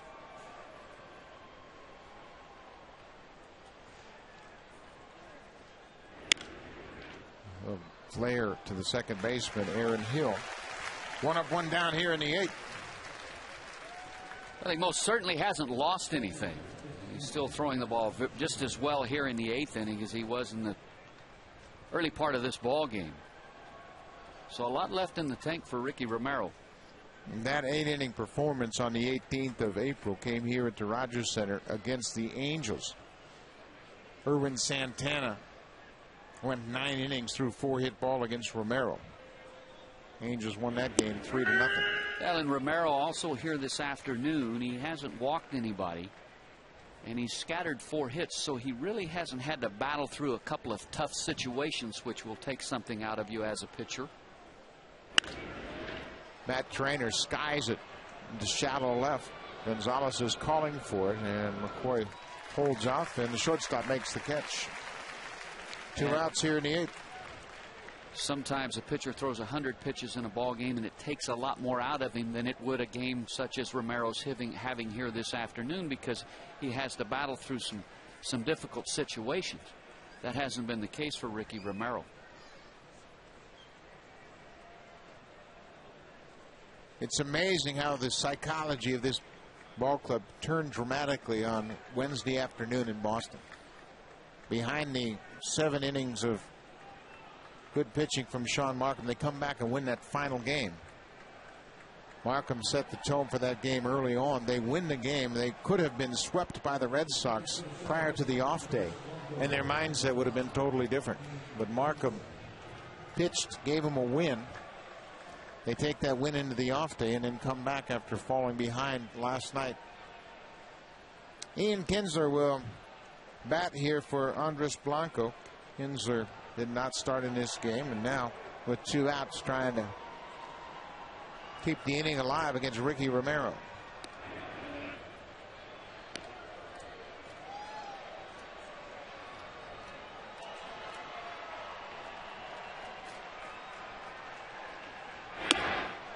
Two balls, no strikes.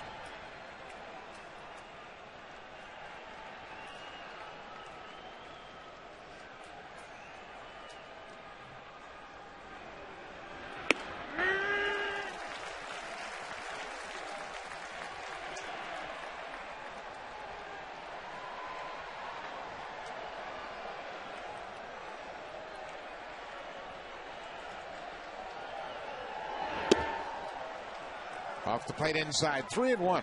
2 outs here in the 8th.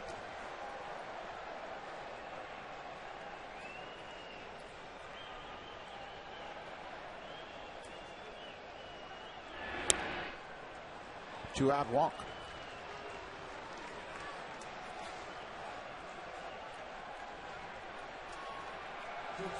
Elvis Andrews, the leadoff batter. 0 for 3 this afternoon. His 14-game hit streak on the line, and the Blue Jays bullpen begins to stir. Kinsler at first with the walk.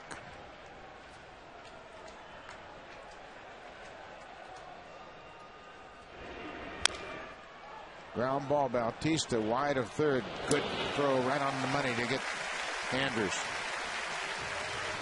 Bautista's had a good day in the field and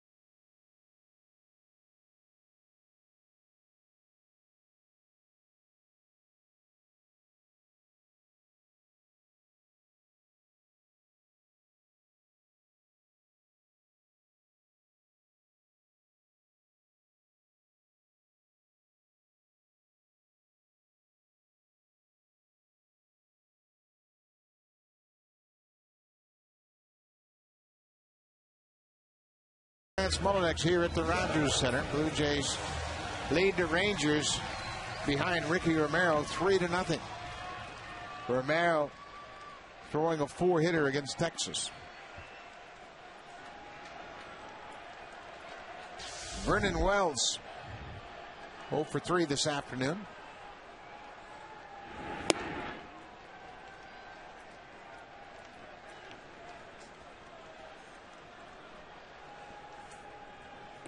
First time his average has slipped below 300 for quite a while.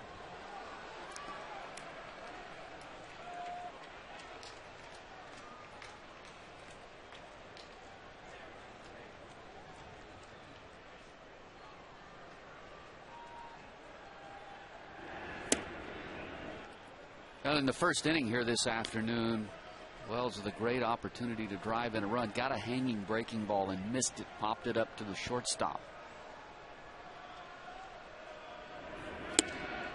A breaking ball away from Wells. Cuts on.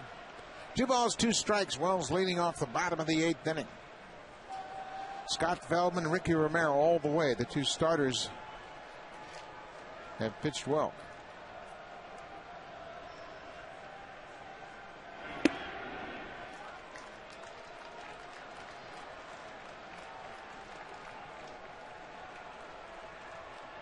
Feldman, 27 years old. Really, when you start to think pitchers are going to put things together, that's exactly what he's done. Fastball driven to the gap in right field. That's got a chance for extra bases. All the way to the wall. Wells around second, headed for third. Kinsler with the relay throw. Not in time.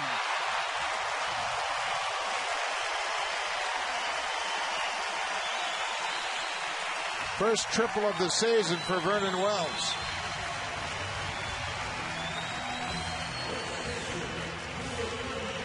Kinsler made a strong throw, but Wells slid in. Young couldn't make the play. Yeah, Kinsler did a nice job. Line drive, hit hard into right center. Clearly, this ball is going to go all the way to the wall. Hamilton hustles over, picks it up, hits the cutoff man, and Kinsler does a great job to get himself set right there and get rid of the ball quickly, but no chance to get Wells at third base. But great execution on the part of the second baseman, Ian Kinsler. Well, with Wells leading off the inning, the Rangers are forced to bring the infield in. Overbay with a chance to drive in a run here. Well, in the 8th inning, Feldman struggled a little bit with command, got away with a few mistakes. Right to Kinsler. One hop and Overbay is retired. Freddie Lewis hit the ball hard to right field. And Aaron Hill just missed a couple of mistakes. Ended up flying out to right field, but didn't get away with the one to Wells. And then another one here to Overbay, and he hit it very hard. Unfortunately, he just hit it right at the second baseman.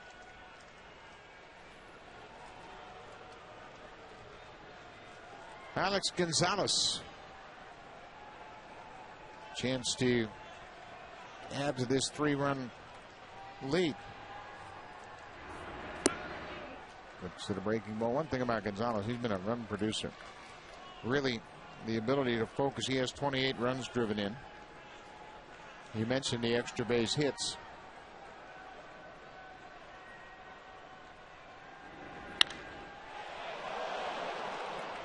Look out, Mike. Mike Winters, the third base umpire. Showed some pretty good reactions there. That ball was hit very hard. Both he and Vernon Wells are right in harm's way.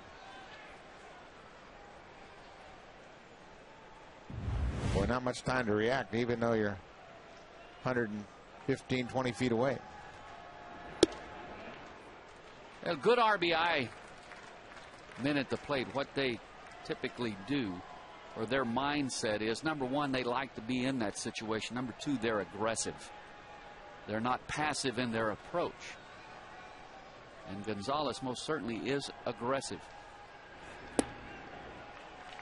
Yep, they're looking for the ball out over the plate, and that's why Feldman's trying to crowd Gonzalez and then throw the changeup away. Don't want to leave anything up out over the plate that he can drive to center of the opposite field. Well, he doesn't have to give in here with first base open, because you could set up a potential double play if you were to walk Alex Gonzalez. But you have to consider that the man on deck has hit a home run and an RBI single off of you today. So you have to factor that in. All those go into making a decision as to what you want to do with the man at the plate. 3 balls, 2 strikes to Gonzalez. He walked him. Now it's a decision time for Ron Washington. Do you let Bautista face Feldman again? Nope. There's the call to the bullpen. Bautista has hit the ball hard 3 times off Scott Feldman, so Ron Washington wants to change the look.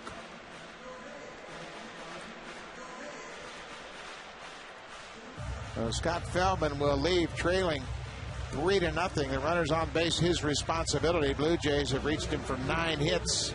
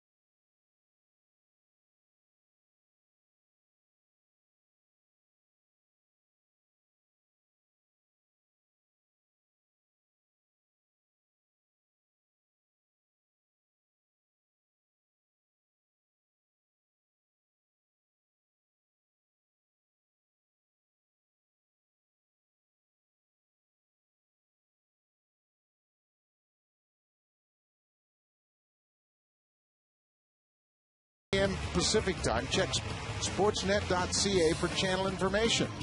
Alan Ashby will be filling in for me as I will be going down to New York for a TBS game. So Alan Ashby will be the play-by-play guy along with Rance Mullinax here tomorrow for the series finale.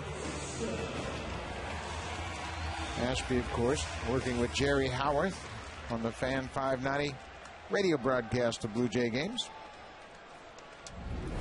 Darren O'Day with runners at first and third, 1 out for Jose Bautista. O'Day, of course, looking for the ground ball with the infield set at double play depth. And Darren O'Day has been very effective in 13 1/3 innings of work, has yet to allow an earned run.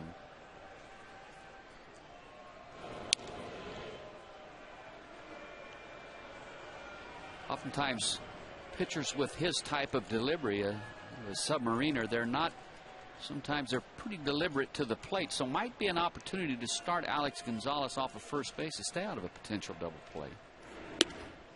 Big sweeping breaking ball outside. 2 balls, no strikes. Bautista, we mentioned, has hit the ball hard 3 times. First at bat, a line drive right off the pitcher's glove. He was thrown out at first.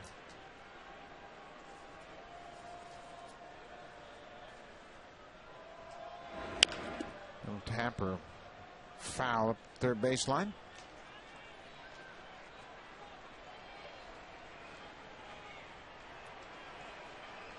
O'Day has allowed just 3 of 14 inherited runners to score.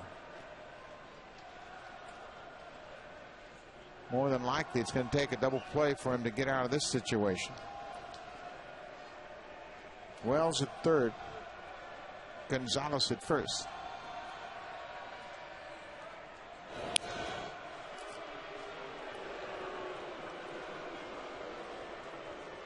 Blue Jays up 3-0 here at bottom of the 8th. Darren O'Day in relief of Scott Feldman, the starter.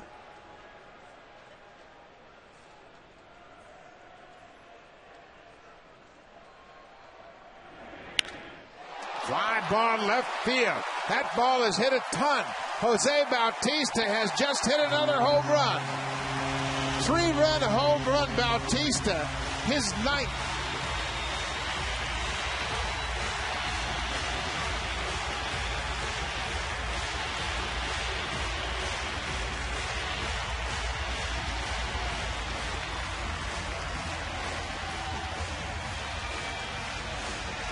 Bautista with another good at bat here this afternoon. Gets himself in a good hitter's count.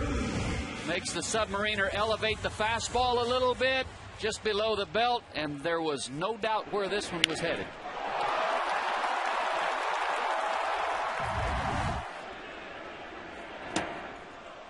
Ruiz cuts to the first pitch breaking ball. Second time Bautista's hit 2 home runs in a game this year.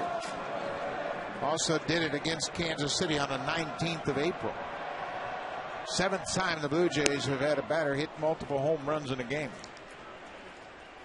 4th career multi-home run game for Jose Bautista. 4 RBI this afternoon. He now has 27. 5 RBIs. Excuse me.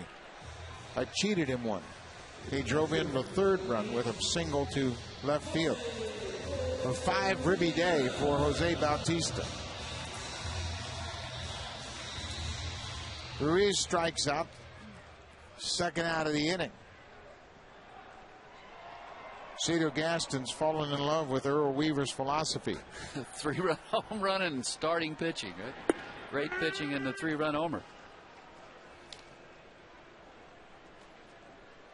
Yeah, you throw a shutout and hit 3-run home runs. That works. 6-0 Blue Jays. A ball and a strike to the catcher, Jose Molina. He had a single in the 7th. Blue Jays another 10-hit game.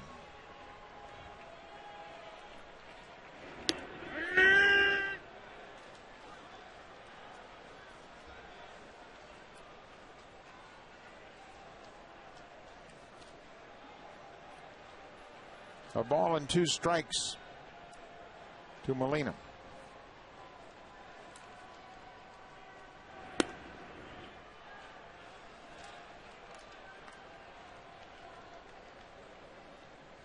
A home run given up by O'Day, the first home run he's allowed this season.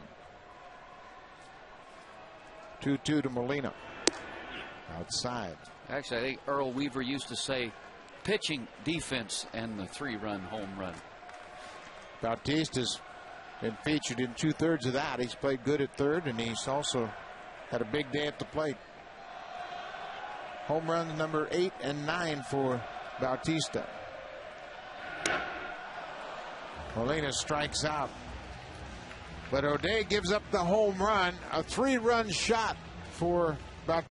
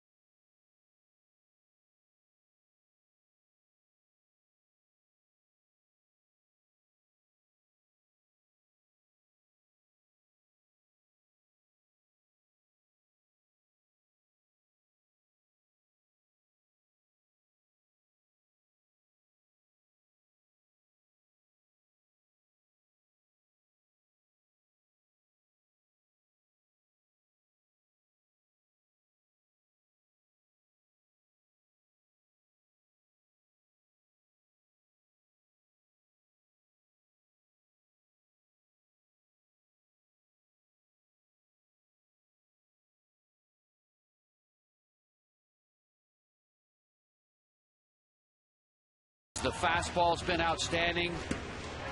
Great overhand curveball. The changeup has had great movement, and he's had excellent command. And you combine those two, and Ricky Romero goes to the 9th here, giving up just 4 hits and a chance to pitch the first complete game of his career. 1 walk, 10 strikeouts, just 101 pitches to this point. But he'll have to earn that complete game. He has to get Young, Hamilton, and Guerrero.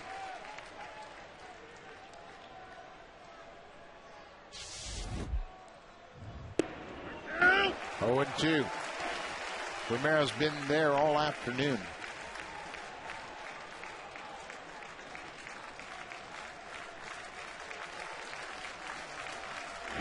Got him. Michael Young strikes out for the 3rd time this afternoon. 11 strikeouts now for Romero. Pat Feldman pretty good through his 7 1/3. This pitching line brought to you by MLB 10, the show, only on PlayStation. 9 hits, 5 runs. They were all earned. He gave up 2 home runs here this afternoon. Both of those to the man of the hour, Jose Bautista. Total of 119 pitches.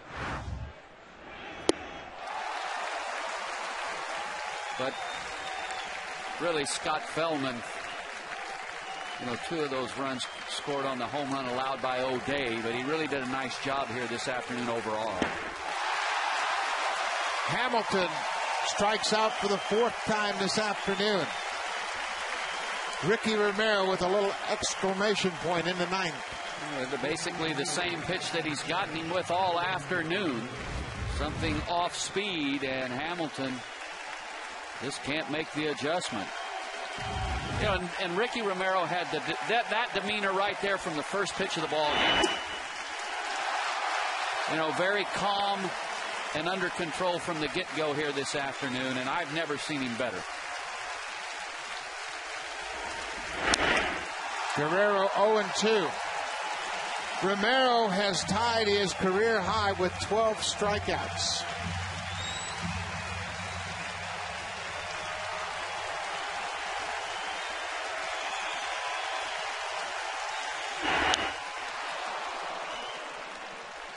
This is a little old-fashioned inning. A starter goes out there and throws down the glove in the 9th and said, "This is mine.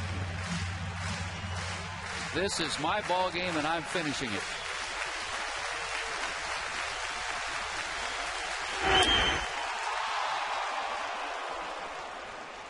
Guerrero might be the only guy in baseball that could reach that pitch. And foul it off. Guerrero has gone down swinging here once today. And then 2 weak ground balls. He hasn't even been able to center anything up off of Romero. That was a good pitch selection by Molina. He knows the aggressiveness of Guerrero. Everything's been down. Let's elevate, get the ball up above his hand, see if he'll chase. Just a bit too high. 1-2. Ground ball up the middle. Hill. Infield base hit for Guerrero.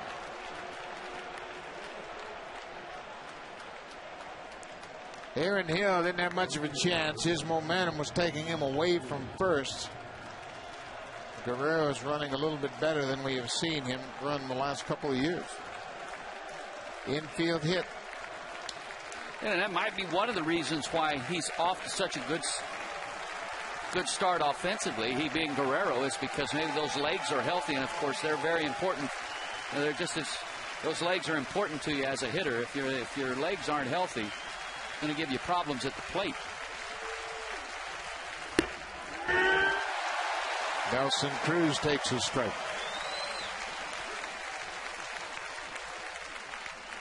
Ricky Romero has held the Rangers to 5 hits and struck out 12.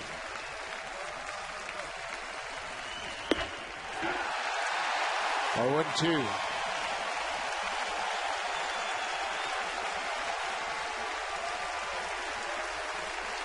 That's back-to-back cut fastballs in a perfect spot. The second one Cruz didn't like.